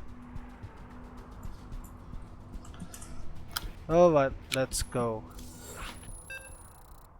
Alright, it'll be now the map is split into half in red and blue sections. It'll be interesting and ironic if our players switch spawns and the blue guy ends up in the red half. Good lord, I didn't even notice that. I remember playing this map when it was in the ladder. This is the map that I started learning 2-1-1 on like 2-3 years ago, and they've actually spawned on the right side. Yeah, so I guess, okay, so welcome to 16-bit. We're gonna have our classic Dota color layup. Do they do that in Dota? I don't know actually. Right, do you want to introduce the players or You shall? go. Alright, so spawning at the bottom. He is, by my estimates, the second best talent in Singapore. He is Borio's Darkvoid, formerly of Guns N' Roses. And on the other side, we have what I think is the second best Zerg in Singapore.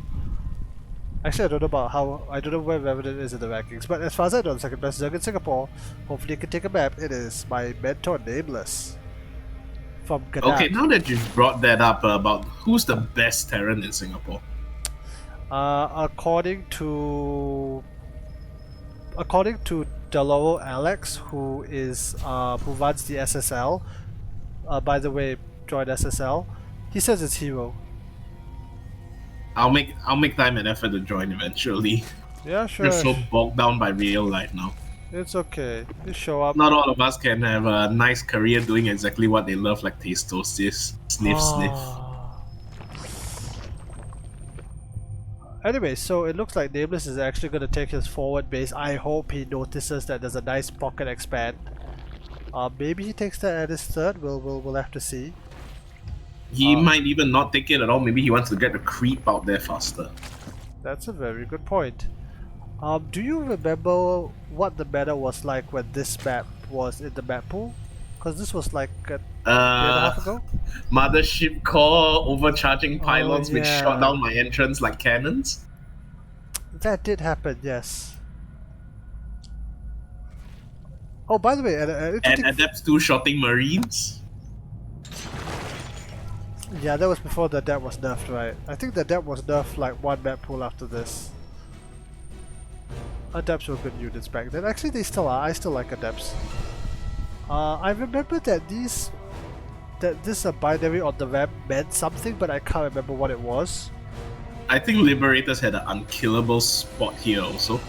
With or without range?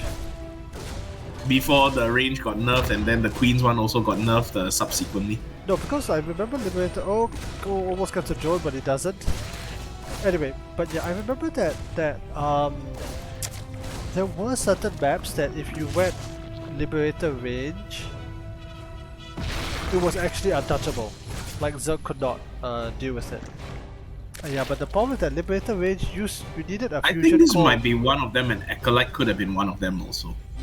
Yeah, but the other thing was that for Liberator range, you needed to get a fusion core, and then you needed a tech lab add-on. Yeah, now you can get it on a fusion core direct. Correct. It's been nerfed as a result, but I do think that's better because the inconvenience is just massive. Well, the battle cruiser has also gotten very strong since back then because they had that random firing delay removed from them because their attack rates were so high, and the random firing delay was costing the battle cruiser about 20 to 30% of DPS. Definitely. And that's the thing, right? Like when the battle cruiser came out, again, this was, I think, not during this map pool for sure. Like all the Zergs were saying it was broken, and then like 2 weeks later, the Zergs were like, yeah, this is fine, because they finally figured out how to hold the battle cruisers. It was kind of like when the Banshee first came out on Wings of Liberty, and people were like, "Oh my god, that's gonna be unstoppable." Really? What the? People have been fighting Waves since Brood War, since Starcraft 1. Yeah, but the Banshees have a much nastier air-to-surface attacks than the Raves ever could dream of. Yes.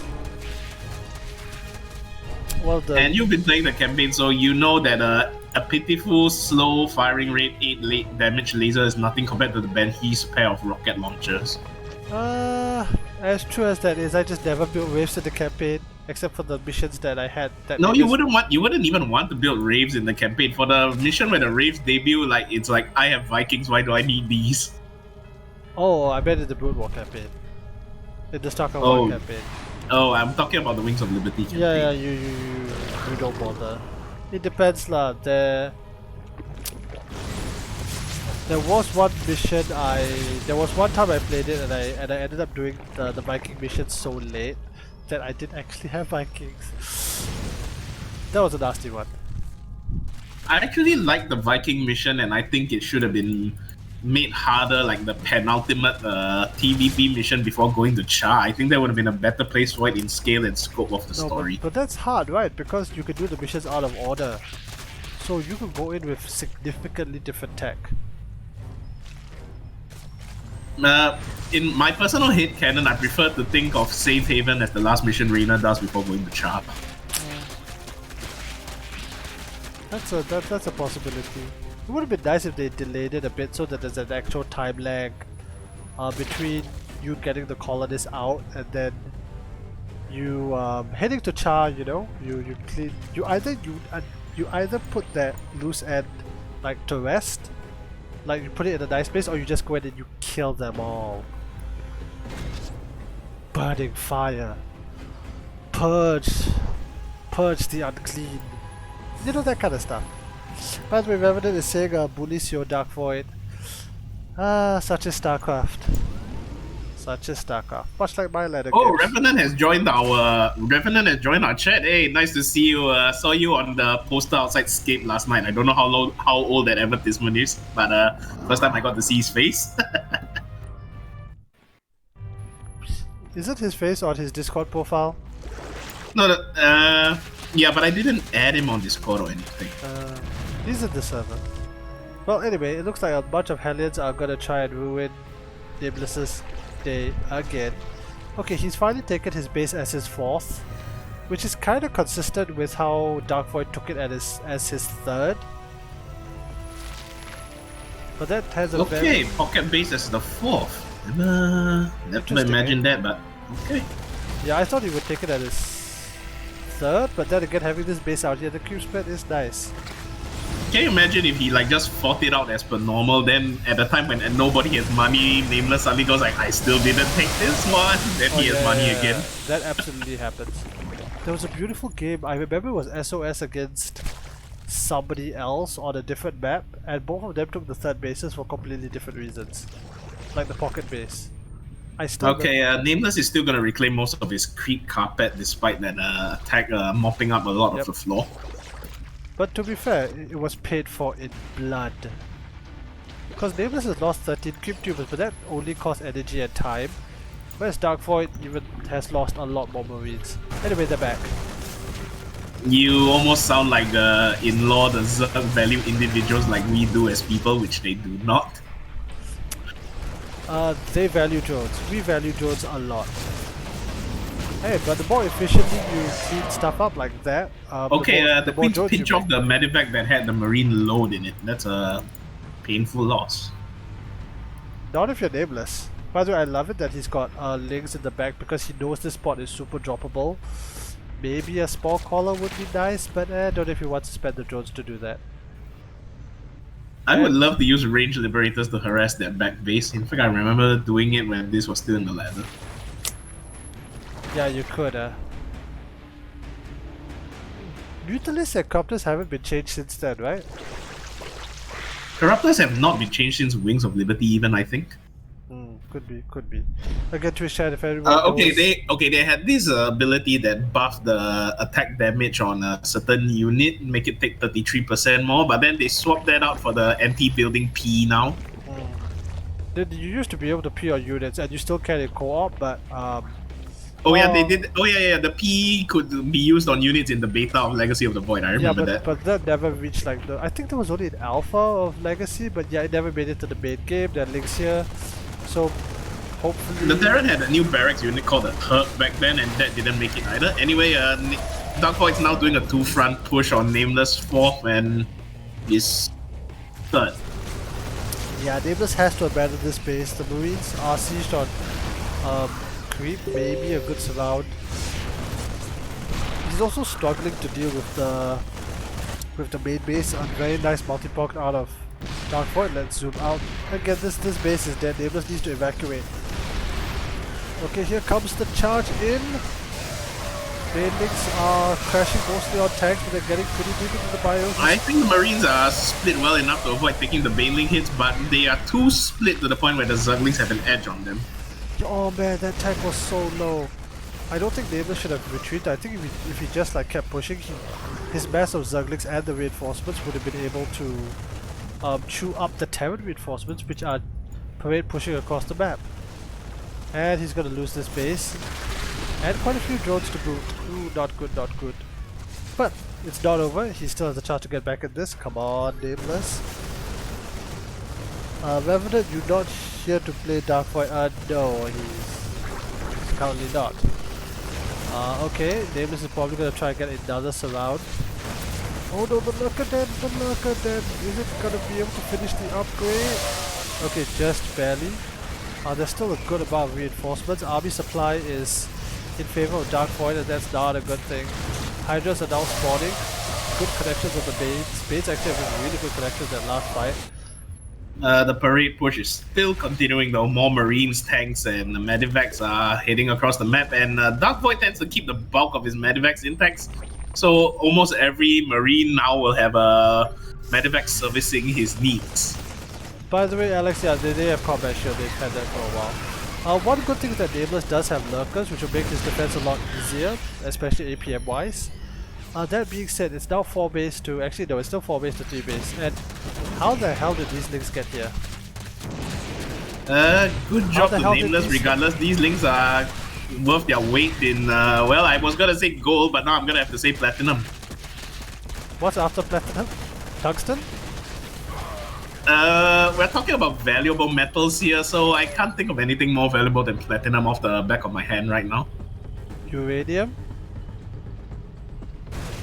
That's expensive, right? Expensive to mine, I'm not but I think it's only going for $30 a pound now on the futures market. Are they okay? Fine. Well, let's switch it from minerals to something of true value. They're probably worth their weight in cocaine at this point. Because those 30 SCVs... Oh, now that you brought that up, well, there's a short lull in the game. Those of you who are listening, there's a hilarious story of a starving bear that devoured 18 or 80 kg of cocaine in America. You guys really need to check that out. Why? That's worth a lot of money, isn't it? Yeah, and I think that bear was really tripping on his way out. Oh, a bear. Bear or man? Bear. Oh, a bear. Okay, a bear. I thought I heard a man. I'm like, who does that? Okay, a bear. We don't eat cocaine. I think you're supposed to take it in through your nose. I'm not sure, but yeah. I don't know. I'm a good person. I would not know such information, I think. Oh, by the way, yeah, so Leo says it's 4-3. Well, good points, Kaipina. Go Platinum Diamond Masters GM. Well, that was a programmer move. Now that, putting that aside, Darkvoid wants to push again, and I think Nameless has stabilized his economy reasonably during that time. Oh yeah, he's definitely super far ahead.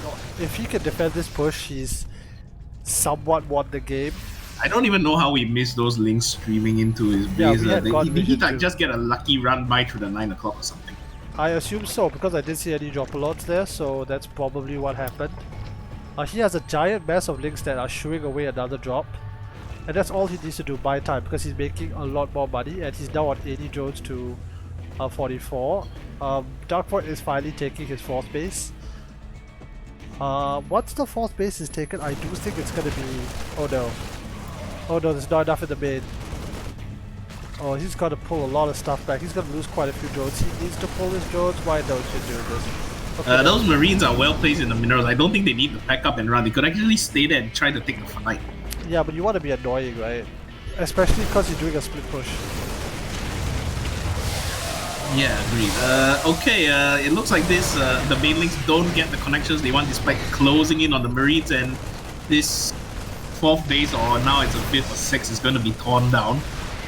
It is. The multiple jobs still getting a lot of drones. The link's not really doing it. Okay, now. There's enough Marines in the main that I think they can actually fight these links trying to protect the main now. Yeah, but it's not about it. It's being annoying, right? It's so that the main push down here that just demolished one base can keep going. Economic damage is something, but that's not really as consequential as this push. Okay, it looks like he's gonna try another 9 o'clock run by with the links, but I believe Darkvoid's medevac sees all this. How's he gonna respond? It doesn't matter because all the tanks are gonna get eaten, and they all just got eaten. Very nice, good blinding clouds. Okay, that little marine force is still doing a lot of good work over at Nameless's Hydralisk den, by the way. Oh, the links the links engaged just as the main army, just as the new army had to like kind of decide what to do. That being said, Nameless is gonna try and close the gap. I don't know how much anti-air he has to deal with these liberators. That's my concern. Oh man, if he had sent in those links just 3 seconds earlier, he would have gotten the run by off. Maybe kill another 10 SCVs. And now he's on equal worker count with the 10, and that's not where you want to be. Well, Dark is running out of mining locations though. I wonder how and where and what he will use as his 5th. Yeah, actually his middle line back in his pocket expansion is actually very, very, very healthy. So he could retransfer workers there if he remembers. Oh no, don't leave your lurkers out like this. Okay, that's good, He needs... I do feel that Nameless needs... okay, he's getting Corruptors instead of Hydras. Well, that's an alternative. Okay, here comes the links for another dive through the 9 o'clock, and they're gonna find that the wall is up, so they're not gonna get in to get some SCVs anymore. Yeah, actually, if we just killed the eBay, and the wall is down. Is he gonna spill through? He spills through. Okay, but some stuff has spawned, so it's not as bad as it would have been if they got in just those seconds earlier. It's not, but this does allow Nameless to... Oh, there's another drop up to the top. Oh no, he's gonna lose this base, I think. And those burrow drones are gonna die with their graves already dug for them. Yeah, I do think that Nameless should have just pushed on, because this medevac drop is now going into the main. There are 3 spore callers, but there are 3 medevacs, so I don't know whether he's gonna commit to that. After that run by, Nameless just hasn't been able to do any sort of counter damage to really hurt the Zerg. Okay, they both see each other via the tower. Okay, and the medevacs drop the base to the left of Nameless's pocket base, and the Marines are still getting good value and doing good work. Did you just? In fact, these guys are killing a lot of links per Marine, but on the right side, the tanks are not siege, and the banelings and lurkers get on them. Yeah, only getting a couple of tanks though. The banelings were not able to commit to the 24 drones going down. My goodness, and Terran is threatening to take the next base. There's 2 Marines still doing work over there. Oh, Nameless he's gonna go for a wraparound. Darkvoid not paying as much attention as he should. This base is almost certainly okay, I think that PF is condemned unless it lifts. Yeah, it lifts. But the question is, how does Nameless break the Terran from here? I wouldn't worry about that. The better question is, how does Darkvoid set up stable mining at this current state of the game and with the layout of the map? Oh, simple. Just drop Nameless and hope that he does enough that Nameless can't like stop this army. That doesn't quite answer the problem unless he keeps killing a lot of drones or gets a hatch eventually. Oh, he's done that a few times. No, the answer to that question is more of the fact that okay, Nameless needs to run the hell away. Oh no, don't lose those lurkers. That's a lot of gas you can't afford. Well, one way to be ahead on eco and to safely take bases is you just you keep your enemies so busy that they can't. Nameless also needs to okay, he's actually rejoined pretty well. He's now on 72 workers, very good. I don't agree attacking through this corner. I think Nameless shouldn't even be doing an attacking play. He should do a contain play and just like keep Dark from ever establishing a 5th or a 6th. Oh well, he's not taking a 4th, that's for sure. He's sending links in to deny, so yeah, he's doing a bit of a contain. I think do a contain / expansion denial play, you know? Like this cunning little link underneath Dark's command center at 9 o'clock. Yep, he needs to find a way to deal with the Liberators. He has the Corruptors, I guess he's gonna attempt to yoink them. He's also getting a double Niner, so that seems to be one way that he's gonna be able to contest. Little trivia fact for some of you who might be very veteranized in the RTS genre, the Niners actually looks a lot like the Chronosphere from Command and Conquer, believe it or not. The building going up now. That'll be done in a few seconds, we'll go back. But I wouldn't be surprised at that. I mean, Dustin Browder and all that. Oh yeah, they were there. Yeah, it does, huh? Does Nameless have any Vipers? Because without that, I don't know how he's gonna break the limit. Yeah, he's got 2 Vipers and a small Corruptor That's actually flock. a lot of energy. Does he have more Vipers than that? Oh, he's at 200. I can't see what else he's making. No. Anyway, yeah, where were the Nidases? Ah, here they are. One of them is actually full of links, so he's probably gonna try to drop it somewhere to do something.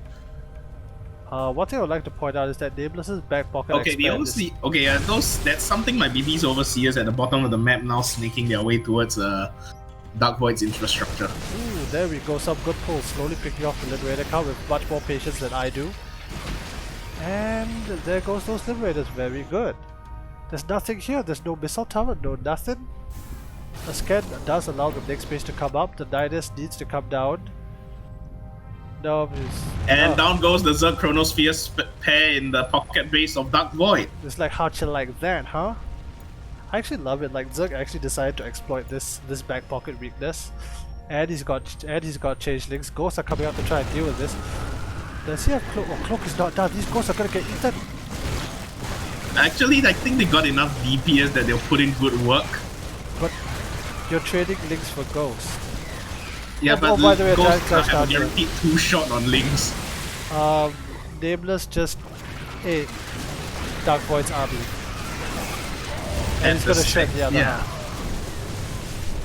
I mean, that's the thing, he was microing the ghost and he's cleaned up the Nidus, but he just lost the base that he can't afford to lose. Nameless is now sitting on a really large bank. He has brute force.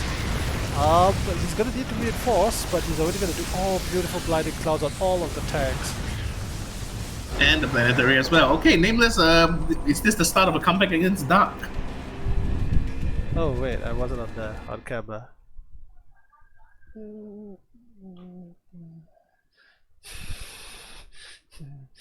Okay, awesome.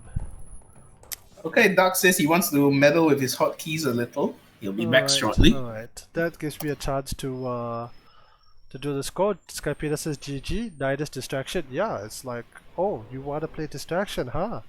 Let me go deal with that. Looking at the Nidus reminds me of good times fooling around with the Allied Chronosphere and Red Alert 2, teleporting ships onto land, teleporting tanks into the sea. Actually, I realized that in Red Alert 2, I discovered this like after like 3 or 4 years of playing. You could load like, what do you call those things? Amphibious assaults, right? Yeah, water combat was a key part of the Red Alert series. Yeah, I remember you could load up the amphibious assaults and just teleport a huge army, because you can load stuff into the amphibious assaults. You can then load vehicles into that. You can then load infantry vehicles into that. By the way, for those who are out there, this is what we are talking about. Let me put this up. Chrono. Do you want the Red Alert 2 or the Red Alert 3 one?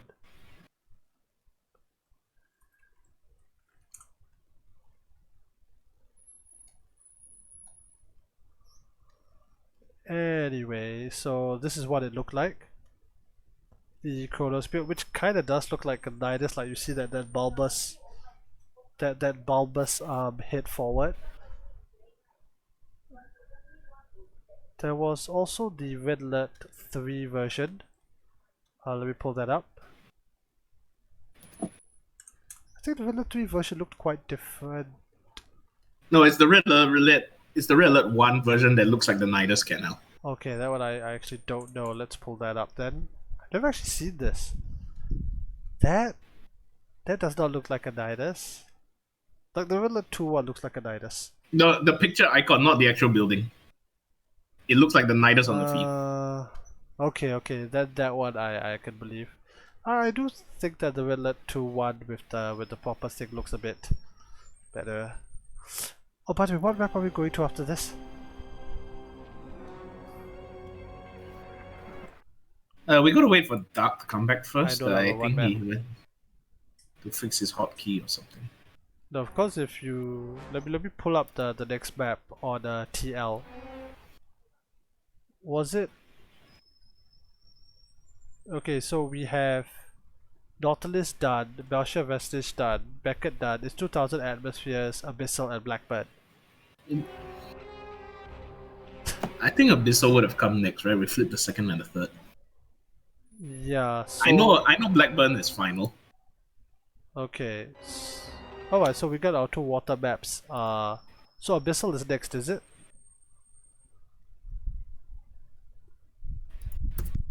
Okay, we'll assume Abyssal is next.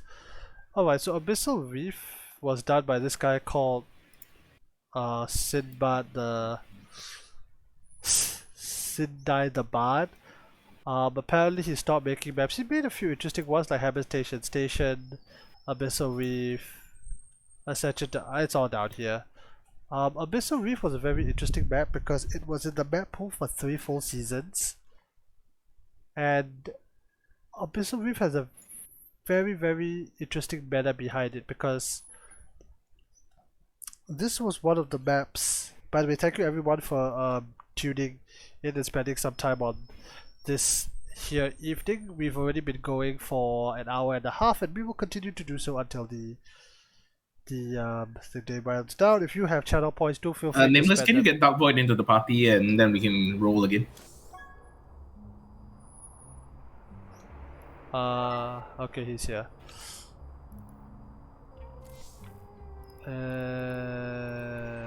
Abyssal Reef, Observer Plus. Remind me to use the Observer Plus interface more. But I'll talk about this interesting thing in game. Of course, this was the first map to incorporate the underwater physics, which I think we will see again on Sagodais. Have you accepted?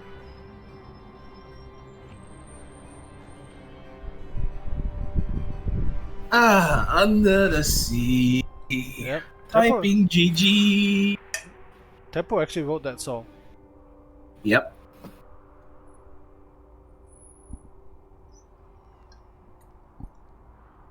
Okay, we just need Nameless to do the same. Well, he didn't really rewrite. He didn't really write it. He changed some of the lyrics to match the to change the Disney song to match the meteor, and it was brilliant. I go and listen to that every so often. Nameless, please. Nameless is still currently Terran. Let's wait for him to change to Zerg, unless he wants to fight as Terran, which we will allow because it's entertaining. Okay, he changed it. All right. Alright, I can't remember exactly how long ago it has been since I last saw Abyssal on the ladder pool, but I think it's been at least a year and a half. Abyssal Reef was the ladder pool, I think when Cell became champion, so that's 2018. Could be before that, Abyssal's been out for a long time, like, not in the map pool.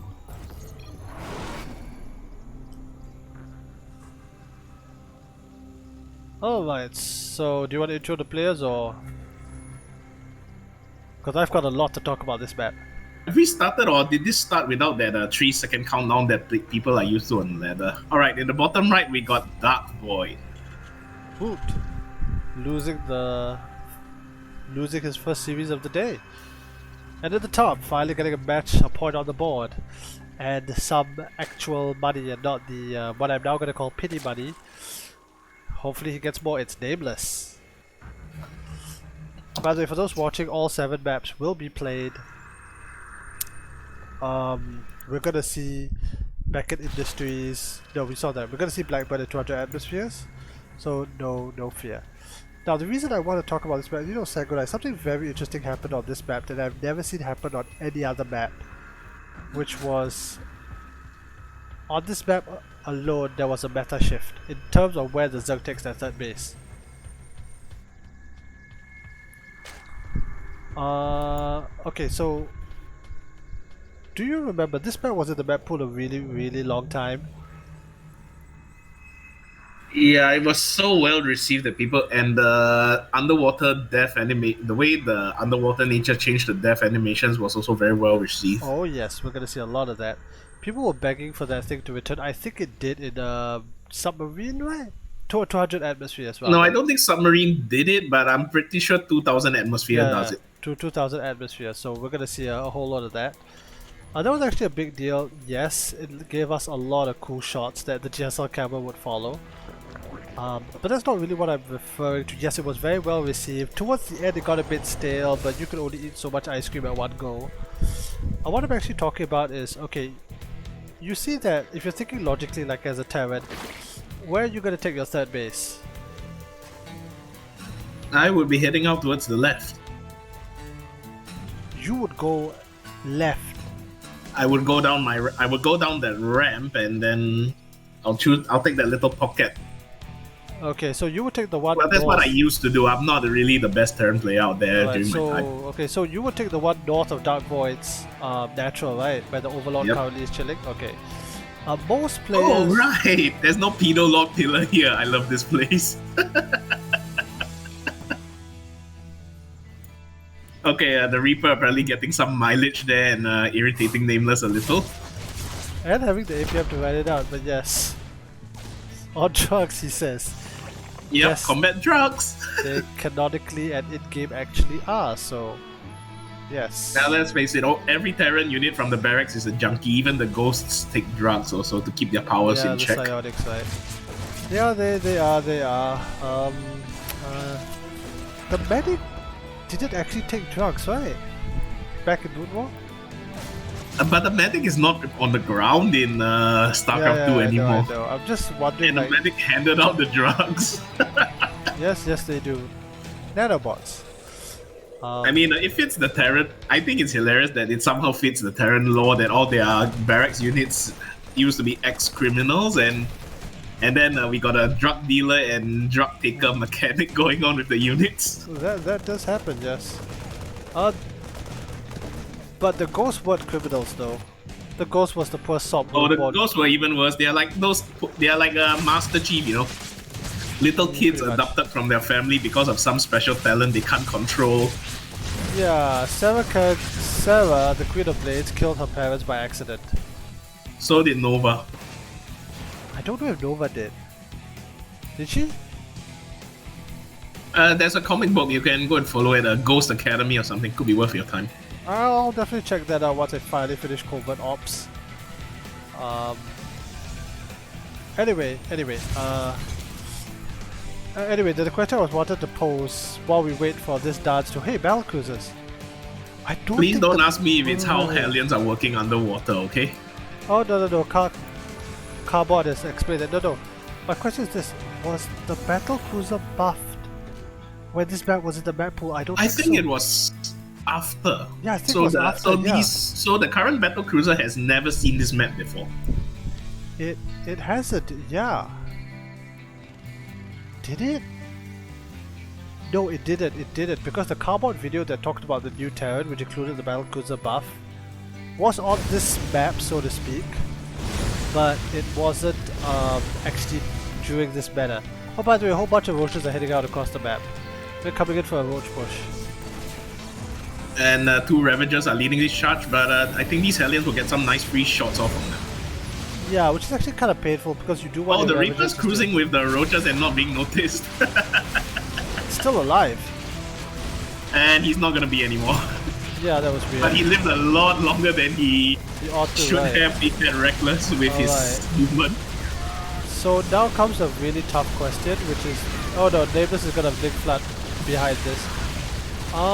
This is gonna be really, really tough because it then depends on how many SCVs are gonna die and when the reinforcements actually get here. It doesn't look like too many of them are going to die. I mean, some of them are getting really angry and poking that link with their drills now. Why are the links turning around? Oh no. Wait, the door's still open. Is Dark gonna close it in time?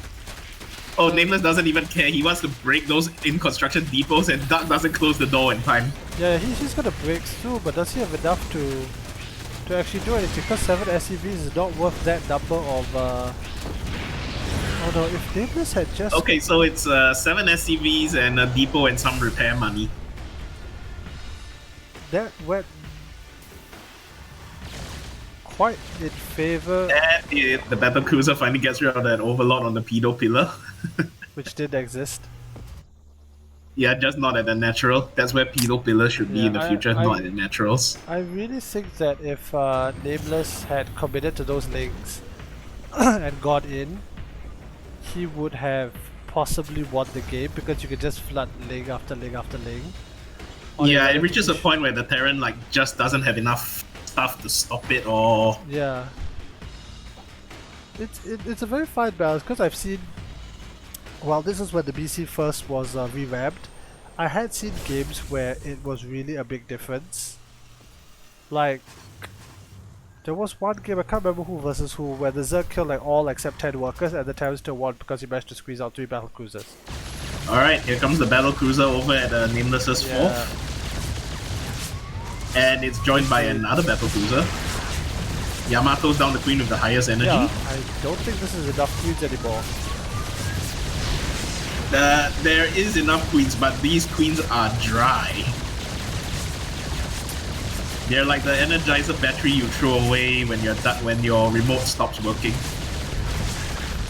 Yeah, and the base is cancelled. Oh dear, it's 3 base to 3. Oh man, Nameless, why do you turn around those things? Probably a misclick at some point, somewhere. Okay, the Hellions drive right up the natural, and they get a good choke using the Baneling Nest and the rocks. Yeah, it's a good trade, but as long as... I was just about to say no drones die. No drones have died. Some drones are gonna die. No, they didn't. The battle cruisers though are still shocking around. Take a look at the action. Yeah, that okay, was... this Overlord's gonna die. Yep. A lot of spore crawlers, so the battle cruisers are not able to get that much value. Of course, whatever value they get now is probably permanent because as long as he doesn't mess up the TP, which he just did. No, he doesn't. No, the he battle cruisers doesn't. survive. On 10 HP, my gosh. 10. Yep. 58. Yep.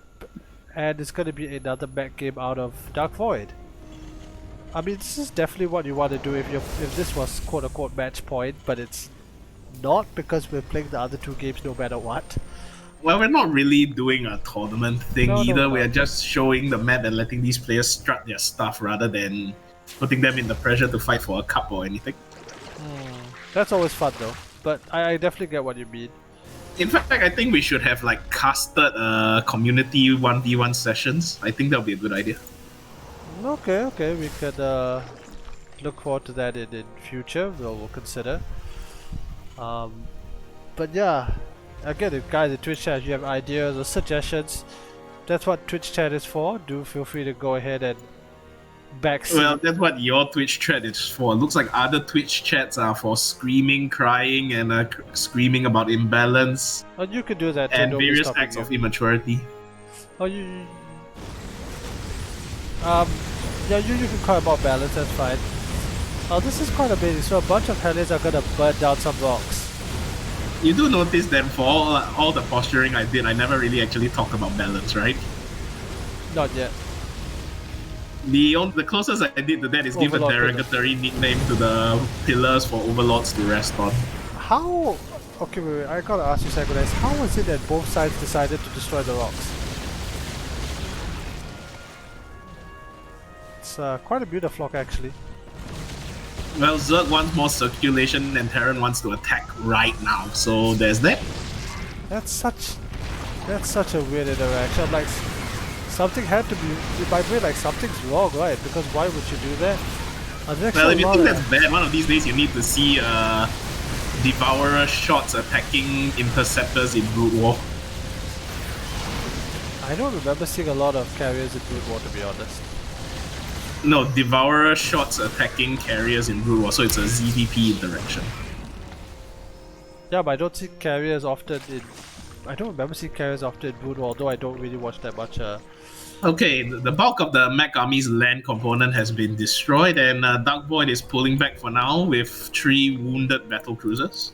Yeah, but the bigger problem behind this is that Zerg is not able to expand, not able to mine. He's still on 78 drones. He told me you should be on like 90 because you will need to trade inefficiently against Terran. I don't see a problem. He's got 6 bases established. The Dark's only on 4. He would be winning if he had those bases fully mining when the attack happened, but that wasn't the case due to multiple things that happened earlier. Okay, it'll be really weird if these battle cruisers find this Zerg army now. Well, the really bad part is that there's a battle mech army about to sack one of Nameless's bases. Oh, but a surround could happen. I think it's gonna happen. The Cyclones don't really have much of an answer to Lynx. not against Ling Muda. Okay, but then one hellbat, but those hellbats embedded inside put in a good amount of work. Yeah, so this army is clean. Yeah. Okay, the battle cruisers find Nameless 6 and start decorating it with laser fire. Okay, I cancel at least. And then he Yamatos and teleports out. Yeah.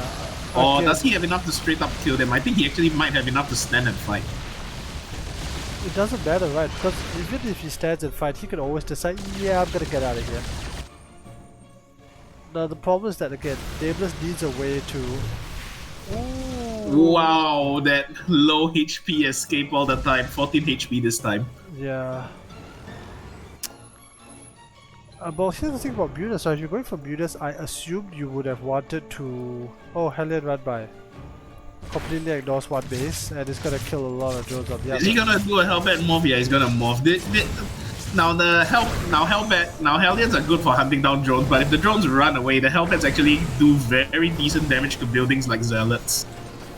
Oh, he's gonna morph them back into F1 cars and bail. Yeah, and I guess he's gonna find this new expansion by Nameless. Oh, he is. He might actually have enough to DPS it down. The thing about the Mutas is that they haven't actually found any damage. He needs to go and do something with them. Well, Dark has been viciously in Nameless's face, that's why the Mutas have been stuck at home. Yeah, and fighting BCs, which is not what you want to do. He should be able to, okay, he takes out this missile turret and is definitely going to get a lot of counter damage in return. Now he needs to run. Oh, the Thor volleys! I'm not sure this is the way you want to fly, Nameless. There goes the counter. Oh, those Thor volleys are turning the Mutalisks' health bars into traffic light colors. Yeah, they are. I don't know if you should be engaging here. The Mano is going to fit out a few Mutas. Is he going to sacrifice his entire Muta flock to get economic damage? Well, looking at the losses, 18 SCVs for a handful of Mutas isn't too bad. Look at, well, that's a lot, I guess, but look at the army movements. Like, Nameless moved completely to the east and Darkvoid moved completely to the west. So this base by Nameless is going to get killed. Yep, doesn't cancel it. The Zerg army is gathered and is poised to strike at the planetary fortress, which is a planetary fortress. Nameless, I don't know, I think he's deciding whether he should go back to defend or keep pushing. I guess he's deciding to go for the base trade, so in he goes after tearing down Darkvoid's rocks. Yep. Oh no, he decides to go home. Yeah. Okay, the Mutalisks are also inside Darkvoid's main, but the battle cruisers are handily dealing with it. But here's my question, how does Nameless beat Darkvoid's back army?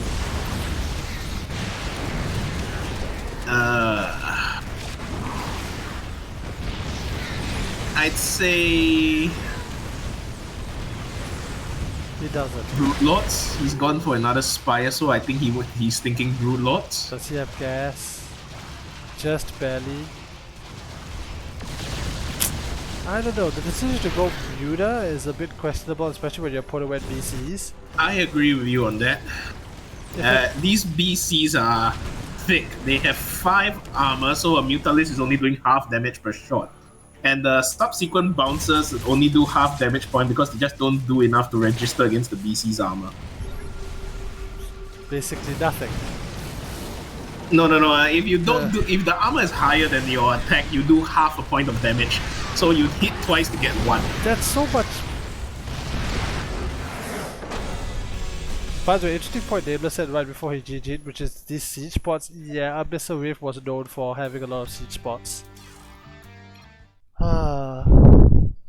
In fact, the real point I wanted to make is that the Zerg actually changed their expansions to specifically counter one of the siege spots. Zerg specifically changed their expansion from here, where most of the time you would expand, to here to prevent tanks from sieging up along this ridge or this ridge. That was the only time in the entire history of Starcraft 2 I remember that a meta on a single map changed due to how the players played it. Now we're going to 200 atmospheres, right?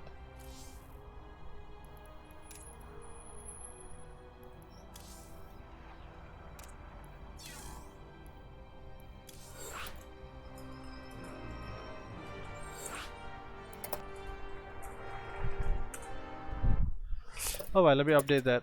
Score, Nameless lost fuel spent. Yeah, he did. I really do think, Kingstar, that his... Again, you can correct me if I'm wrong. Sec. I really do think that he would have been able to win if that attack went better. Has this worked out? Yep, so Terran has brought out a missile reef. You can see that the Terran is slowly conquering this this poster. Centralize this one. Zerg did take 16-bit, which was nice, although Darkvoid then changed his hotkeys to try and match that. Very quickly, let's take a look at 200 atmospheres. This was the second place by the Music 264 standard category. Standard category, the attack pass of variable blah blah blah blah blah blah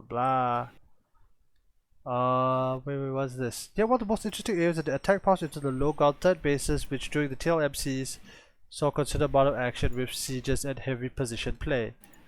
I guess it's down here. Was it here? Or here? I don't know. Alright, the players are ready. All is good. It is time to start. Let's go. By the way, if you're watching on YouTube, in the future all these links to the TLMC will be down below, and thank you for everyone for tuning in. Nameless still has a chance to win a few maps. You can still make this 4-3.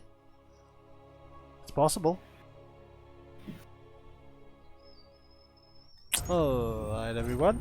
And they're out of here! What did he do this time? Did somebody load Zerg?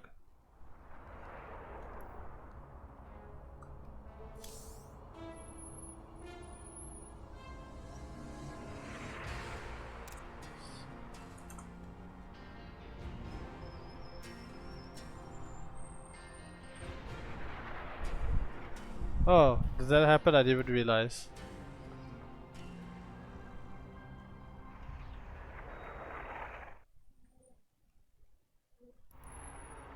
Alright, now Sankonize needs to come back from wherever he went. Hi Dreamer Toss, thanks for... You put yourself in and you won or something? I don't know.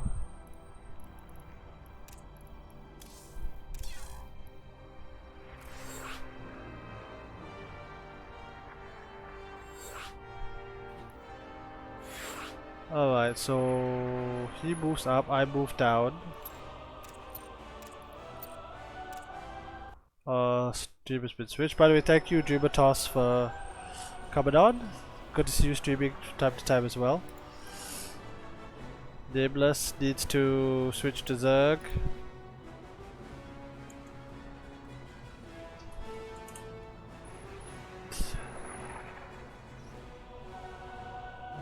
Alright, I think we're ready.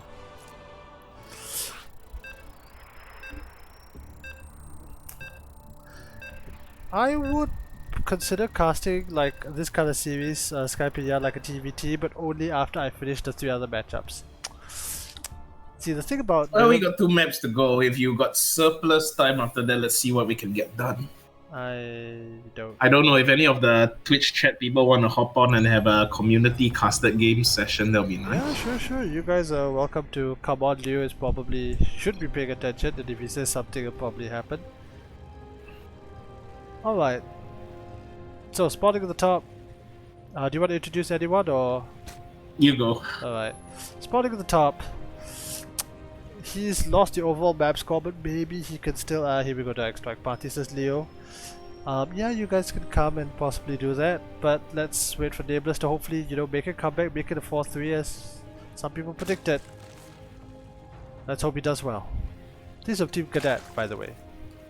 And on the bottom side, from Team Vorios, named after the legendary Zerg player Oreo, one of the best Zergs in the Southeast Asia AU region. Let's see how he plays on this map, Darkvoid.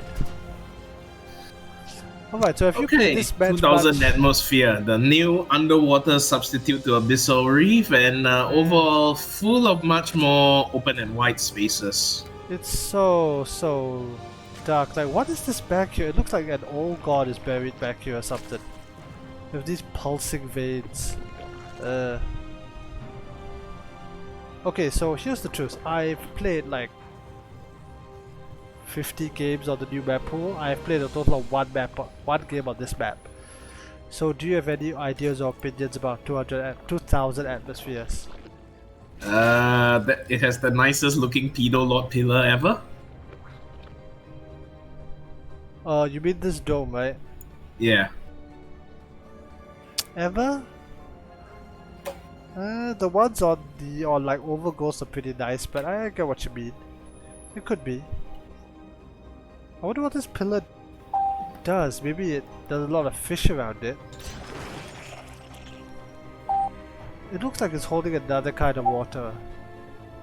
What is this thing? And honestly, the one game I played here, I got cheese, so I learned absolutely nothing about this map. I'll tell you what, I've learned more about it if I go back to it, unless something here happened to me that made me frustrated enough to thumb it down already. You got cannon rushed? No, I don't think this is a cannon rush place. Void ray rush? I think it's more like it's more like this huge same elevation stretch between all the prospective thirds. Elevation stretch. But it's not as bad as Jagannatha's one. What do you mean? You mean for this low ground, or because Nameless took took the usual vertical surge? No, I think it's fine for Zerg or Protoss, but this U-turn where the Pedo Lord Dome is where it's meant to give Terran trouble generally. Ah, I see. Terran could take the closer. No, but he doesn't want to do that either. Yeah. Okay, the Reaper gets the usual one link assured against Nameless. I think it's a calculatable statistic. Is he gonna get a tumor? He gets the tumor at the cost of his own life. What do you think Nameless meant by that? Come, let's psychoanalyze him. He did get the Reaper, so it's something. I clicked on the other tumor. Did he? Oh. Well, a really painful death there. Well, yeah, because the Reaper got nothing else, right? Yeah, so for once the Reaper doesn't get a good trade.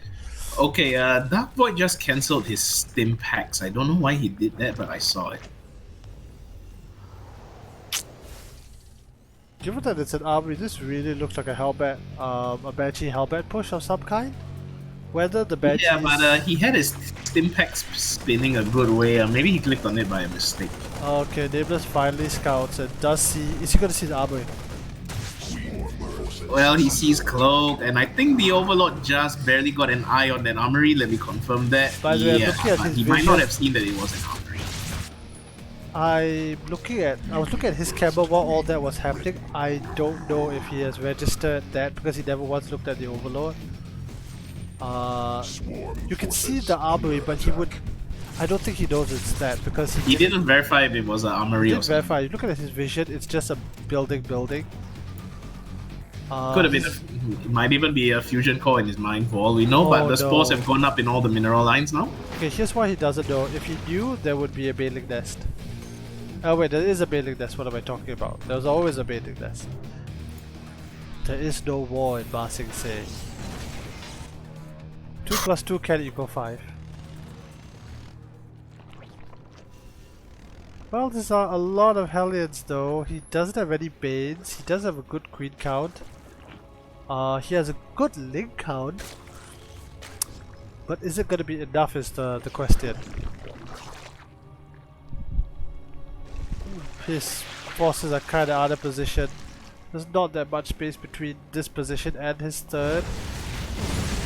Yup, he now needs to scramble and bring everything back. Okay, here comes the Hellbat Banshee push, and no Banelings are ready, so there's a lot of time for this force to do good damage. You were saying that running away is not effective?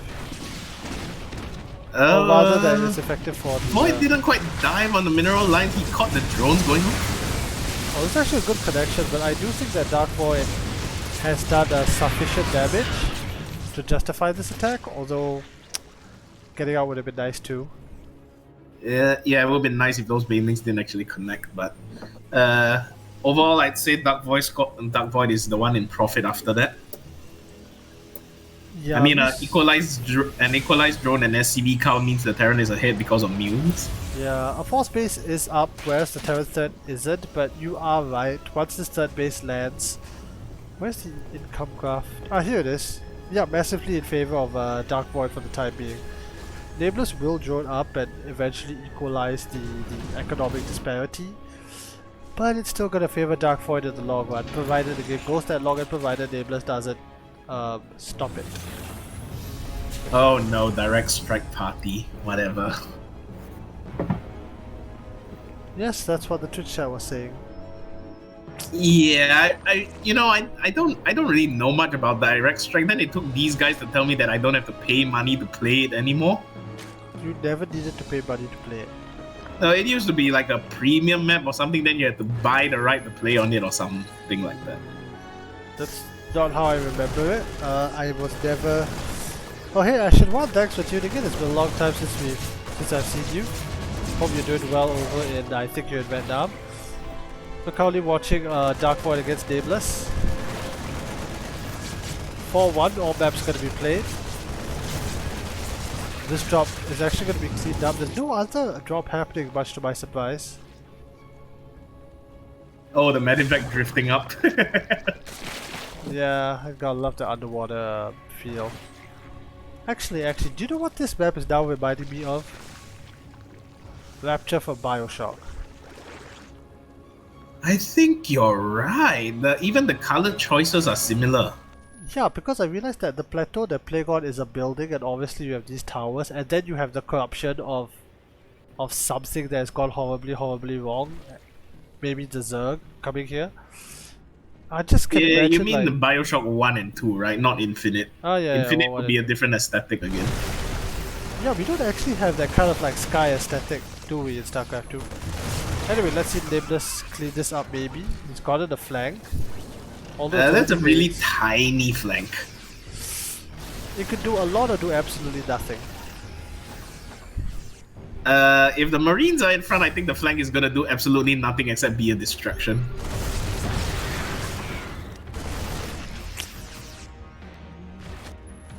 And it's coming, and it does less than nothing. Oh wait, no, it distracts the tanks a little bit. Yeah, I think that one tank shot was actually the something it did that was valuable. It did, but if we look at resources lost, yeah, Darkvoid is winning. He destroyed a lot more resources than Nameless did. Ah, the wonders of trading in Starcraft. Almost as good as the US stock market. If there was only MMR. By the way, another double medevac drop headed across the map, and it takes back a watchtower. Nameless knows about it, but how he's gonna respond is kind of unknown. Okay, here we go. Step Bio is gonna come out and clean up all of this as they float up to the surface. I think he missed the more important live one near the 5th base though, but he's getting a successful drop-off in the main that's killing a lot of drones. Yeah, if you could actually focus down, like, and the infestation is not that important. Actually getting the what do you call that thing? The pool before Adrenal is done is actually a big deal. Oh, more drones dying. Darkvoid's on 91 workers. Let's see, Twitch chat. Ashen 1 agreed to cook for you, Hachichi. When units die on this map, they fly up. So lovely. Yeah, just like Abyssal Reef before it. Well, it makes sense, and now that you called it Bioshock, I think it's really perfect. They should have named this like Rapture instead. Yeah. You know what? You know what? I'm excited. Okay, is there a map maker who can make like a Liberty City map? That'll be exciting. If you commission one, I'm sure it's possible. I'm in the mood. I'm in the mood. If anybody wants to take up the request, have them talk to you, and we'll negotiate man. and see where things go. Sure. Skype, I hope you're still here. If you're not, then it's your loss. Oh wait, but he's got to make one called Bad News first. Yeah. Oh, Hydra goes down for free. Oh, that's a lot of Widow Bites though. Good shots taken by them too. Yeah, although the bite drags actually, mitigated how bad it could be. Well, those aren't the Stefano traitor mines that ended up on. I can't remember who was the Terran player, but I remember Stefano dragging mines, and that cost the Terran player the game. Yeah, but it's Stefano, and okay, now back then people didn't really know how to do bite drag, and Terrans didn't know how to counter them properly.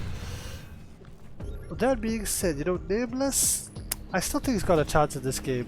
Why is this base not a planetary fortress? Oh man, if Nameless attacked that now. This third right side looks actually reasonably easy to secure though.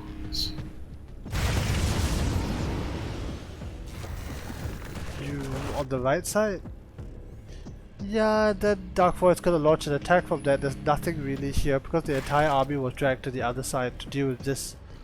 To deal with these drops. Okay, if Nameless had just attacked before the planetary fortress was up while the drop was happening, he would have killed everything there.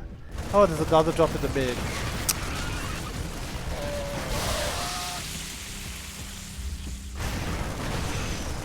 A lot of really good multi-proc down of Darkvoid. I would have. Oh come on, Dark. You wanted to mop the floor first. Don't deny it. There's so many rich pink tumors there to shoot off. He just destroyed the giant one over here. By the way, Scarpina asked what is Liberty City? Huh? Oh, it's the setting of GTA? Liberty City is the setting of Grand Theft Auto 4 and Grand Theft Auto 3. It's a parody / accurate representation of New York.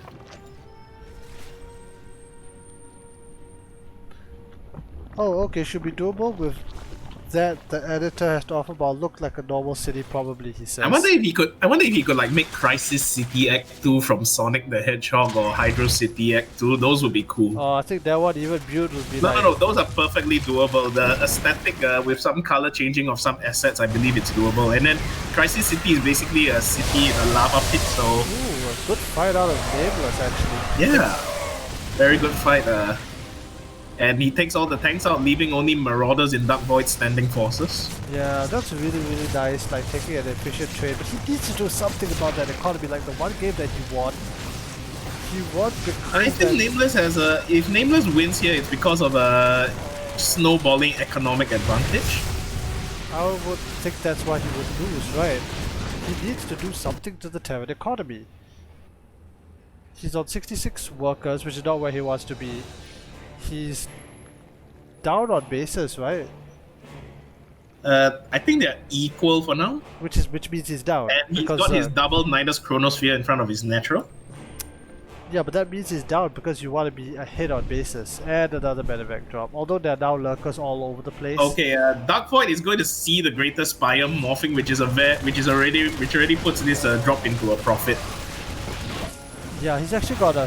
Nameless actually has this pretty scary army. Oh, it's finally gonna go after Oh, Darkvoid. he catches the planetary before it finishes. This command center is doomed unless it lives. And it's not going to live, so it's doomed.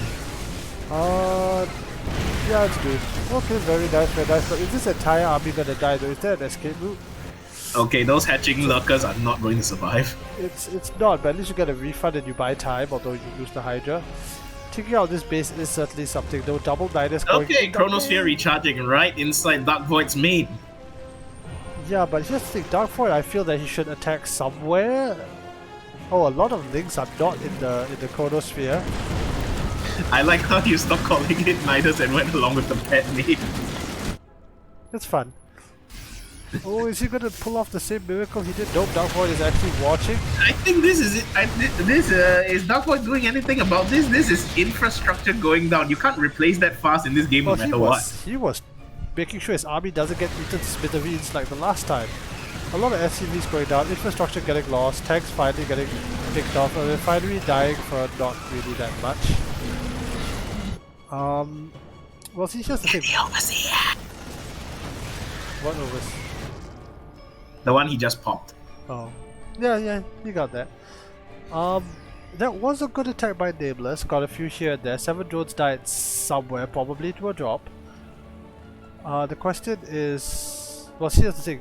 Darkvoid has been ahead so long in the game that Nameless probably has to pull that. Oh, Leo wants to make my my house as a map. I think that's actually doable. The estate is called Mandarin Gardens. You can actually go and Google up a map interface, and I think the estate's layout could actually make a viable Starcraft map. I'm not kidding.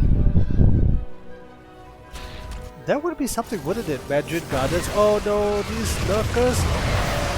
I think they're gonna win. But he doesn't just...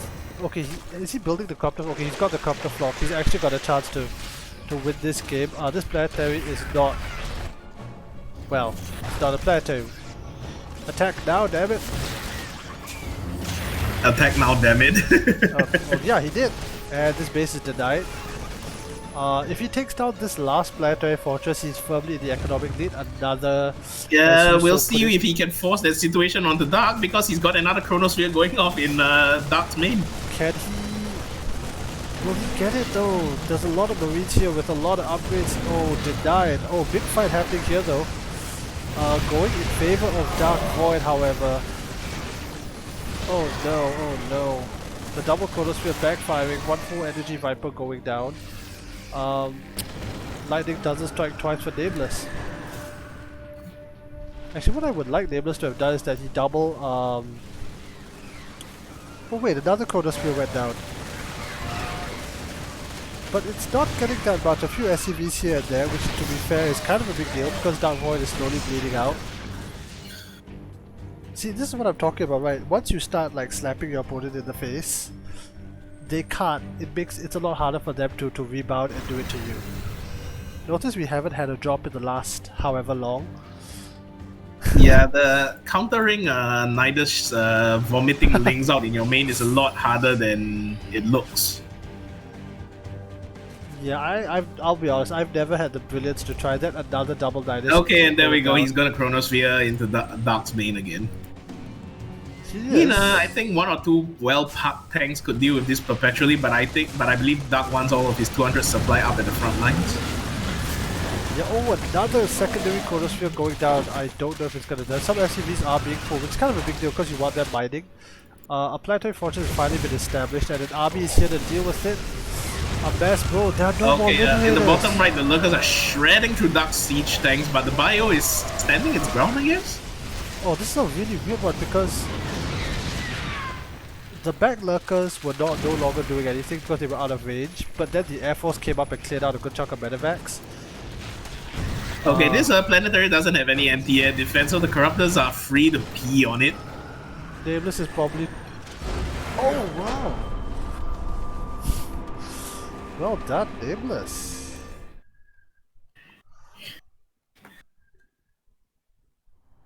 Alright, so we're going into the last map, and it looks like those numbers are going to be tighter. That are going to be very tight numbers. It could in wins and losses. Could be. Blackbird, right? Yeah, yep. Blackbird. GG Skypina, GG indeed. Yeah, it was kind of a joke. Belaro Alexandra slapping in the face. Yeah, it's nice to have a civil chat that can be fun in rather than trolls screaming and kids looking for attention and stuff. Yep. Alright, this is Alright. Yeah, Blackbird looks like a sad panda when you look at the map from here. Does it? Sad panda? Well, a panda for sure. Kind of. You mean the face, or you mean like the face? Mainly the face and a bit of shoulders. And or if you like to treat it like a teddy bear panda, then the whole map. I'm looking at this as hard as I can, and I'm forcing my brain to see it. I can just barely see it. By the way, this was the first place in the Team Liquid contest number 14. Brings back some ideas, very choke points, slow zones. Has got to be one of the best rush category maps we've seen in a long time, and the games played on it during the Wally TLMC proves it. Okay, okay.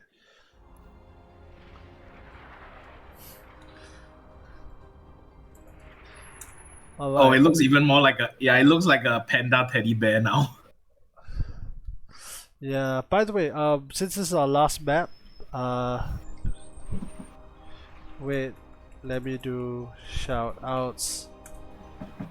I forgot to update the score actually, my bad. Let me do that. Just drag the Zerg logo onto 2000 atmosphere. No, but I forgot to actually write out the score. It's now what, 4-2, right? Yes. Okay, 4-2. I do need to copy one of the Zerg logos. Yay!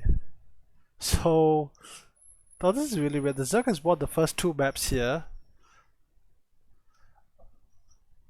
Then, Terran has won these, and then here, even though they all played out of order. Alright, oh, by the way, Nameless, since you're here, let me do something nice for you. For all you guys watching, Sapina and, what's his name if he's still here? Starmax. Do go and follow Nameless on Twitch. He does his own community casting. He's got his own Discord server. He's a really cool guy. All maps are played Dell. In addition to that, do not forget to sign up for the. If you're in Singapore, don't forget to sign up for the SSL, which is it's a Singapore exclusive tournament, but still. Let me put that link up on the screen and once more in the Discord. Where was it? Tournament discussions, tournament. Oh, never mind. Follow them on Twitter. You should definitely do that. Follow Dominakas Esports on Twitter. Go to the 4Kings official website. And go and follow them. Before we'd like to go, I'd like to say thanks to my co-caster here, Sanguinice, for backing and doing this tournament. Any shoutouts for you? Anything you want to promote, plug? I don't know. Anything? Wow, the lobby is packed. Okay. Last map lah, why not, right? I was gonna propose a radical change to what we were doing, and I wanted to ask you to dig up the Star Bowl mod, and we played the last game on that with very different unit stats and all that, but I couldn't find it, so never mind. Alright. Again, so yeah, go to Nameless's site, go and follow Dominakas Esports on Twitter, go and sign up for SSL. This ought to be a fun game, hopefully nobody lags. Yep, but if you'd like this content, follow me Twitch and Twitter. Yes, Apina, all maps. It is technically a best of 7, we still want to know what it is. Darkvoid is Dominakas Esports. Yeah, I asked him about that. He mentioned, oh, nothing. Nameless, however, is from a GDT, I believe. I've been looking at it all game. Yeah, Nameless is from a team. Here we go. Go and follow these guys as requested by Nameless playing today. Alright, enough dilly-dally. Time to get into this. I wonder if so many people in the lobby is gonna cause us some lag.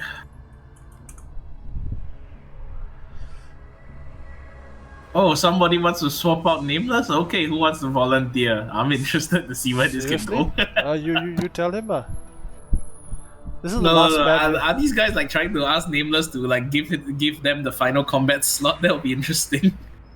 I don't know how everybody else got here, but this is a fun one. I got a better idea. Why don't you boot all of them? Confirm, huh? No, it's fine. I mean, we are a buttload more informal than all those other tournaments. Yeah, so this is for fun. What is with this big group? I don't know. Can we start? Yeah, fine. Oh, now there's one more guy. Yeah, Terrific. fine, we'll. Hey guys, do you know that safe distancing is still in effect in Singapore? There's 8 of you in the audience now, okay? No more guests. Wait, I make myself and you referee. Let's go.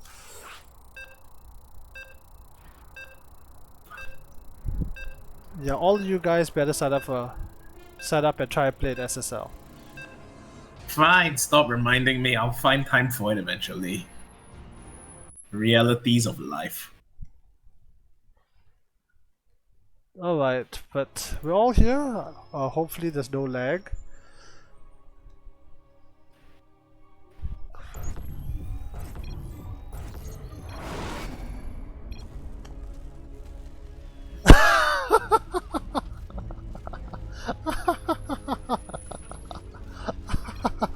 Okay, while they laugh at that, in the bottom right, spawning on OnlyFans, it is Darkvoid. And in the bottom left, teasing his own, it is Nameless. So right, here we go, the last map. It's still possible for Nameless to get a... We are not in a tournament series, we are just making them fight on new places. It's perfectly possible. I'm sure Nameless is calm, contented, and happy where he is. Oh, he better be getting some new followers, yo, and all those watching on YouTube eventually go down to the link below and please go and Okay, you know what, screw it. Whoever wins this map, go start an OnlyFans for Starcraft. I support you. Sure. See, this is what I like from tournaments. You know, even in SSL, some of the best series is the guys are like, oh, they play like a close best of three. Then the guy come out there like he starts cursing and saying, "Hey, shit, I screw up here. My warpism this." Then the other guy's like, yeah. Then he also says like, oh, but my marines were this and the other. Okay, but I am not detecting any lag issues, so all is good, right? Yeah, it should be.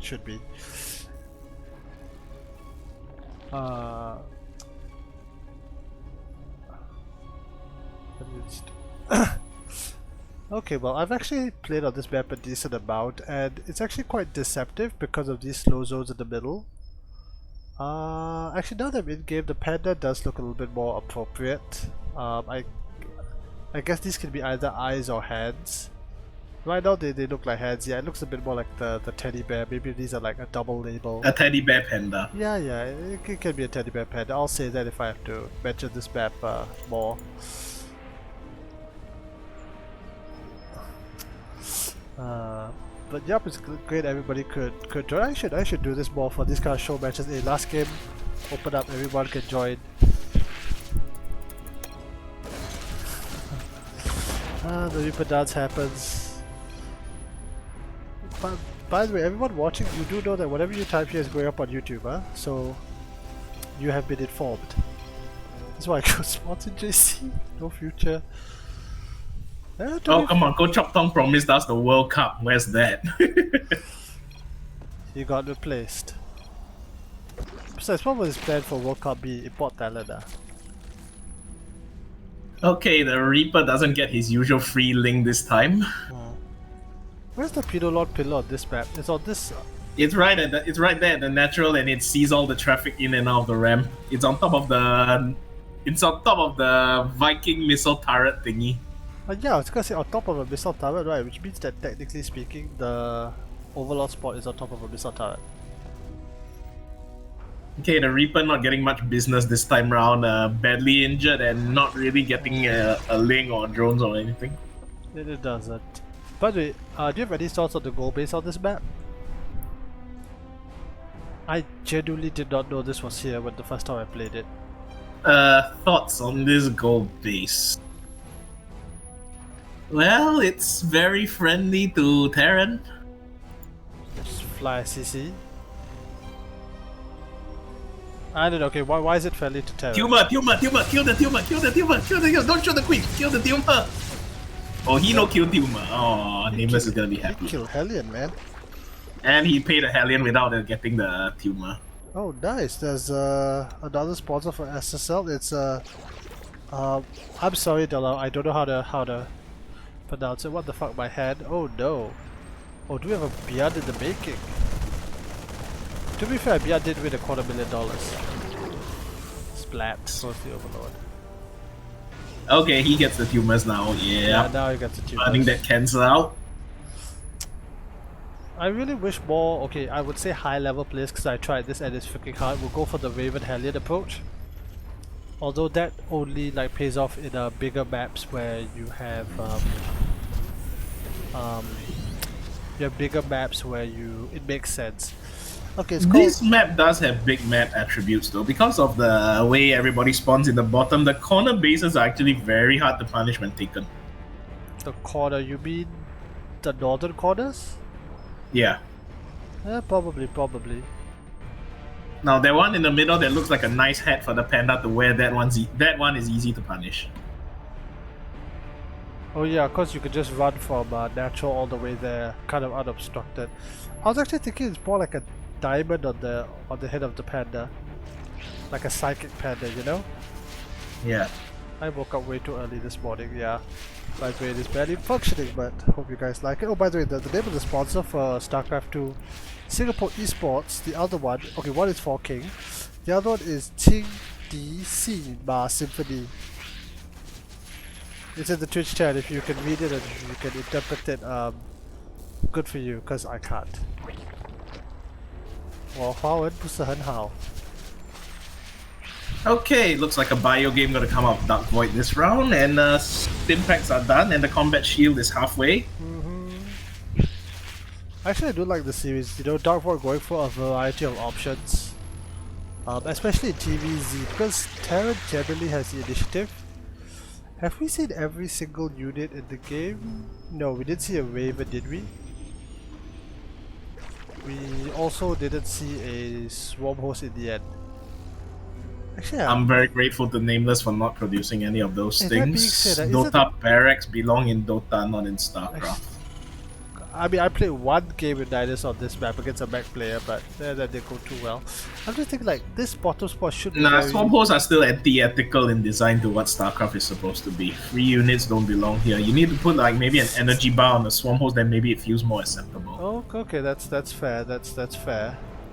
That being said, you do have things like Storm, which are just so much damage in such a small area that... That's okay, the High Templars have an energy bar. Swarm hosts still cost nothing when they produce locusts. The cooldown is pretty insane though. And the cost. Yeah, but if that's the case, why isn't the auto turret on cooldown too? Take away the energy bar of the Raven? Okay, wait. Doesn't that mean that a Swarm Host player could theoretically bank up a shit ton of energy and launch like 6 locusts? Nah, the cooldown has to stay along with the energy bar. Basically nerf the living daylights out of the Swarm Host, which we still Hey, when you invited me to cast, I did tell you I'm going to be bigger. Yeah, it's the last game. So yeah. No, well, that was funny. I wish you kept that going for longer. The more serious point is that I listened to the interview by the guys who are doing Pyre. They did mention that they had a big problem with Starcraft 2 mega damage. Oh, Yeah, the interesting. Starbolt map wanted to slow down the raid units take damage in combat also. Yeah, the problem with that for me personally is that I like the way the StarCraft 2 units like move. It feels very fluid. And when I looked at Immortal Gates of Pyre, like, oh, these queens, poor queens. Nothing poor about them. Yeah, they're queens. Unless one of them is named Elizabeth II, then yes, poor Elizabeth II. What about Sophia? Nah. No, talking about the real Queen Elizabeth, I think she just lost her husband. Yeah, that's also sad. He was on TV recently doing the To Be or Not To Be, like a couple years back before the COVID nonsense. Okay, yeah, alright, mopping the floor across the slow zones, and he's gonna get to push this base, which I think should be cancelled soon. Yep, there's still a lot of creep though, so there's a chance. There's actually a lot of potential for Slavs. Nameless cleaned up the rock, so he could do that. He's got an insane amount of link bait, although nothing to chase away Medivacs. There are a decent number of Medivacs, but probably not enough to invest in Hydras given the sheer amount of bio. There's a drop at his third. When are the lurkers coming into play? He's got the den, but I don't see any Hydras out on the map I don't yet. think he could. Let's see how this engagement actually goes. There's actually a lot of link bait. He finally commits. The Dark split pretty well, but the Banes still find their mark. They do. But if you look at the supply, the re-rally at the parade push is probably gonna kill him. Look at this supply. Okay, here comes the first Hydra, but it's getting gunned down and it might never get to transform at all. It's not gonna transform at all. Kingstar says, yeah, this map is transform KBZ. Nameless has to cancel hockey What unpowered. Darkvoid has done here, he's officially like bisected all of Nameless's bases right down the middle. Well done, well done. Oh, by the way, Yes. to Alex, yeah, it's not Chinese, it's Italian. Okay, I'm sorry, I didn't realize that. I read it as if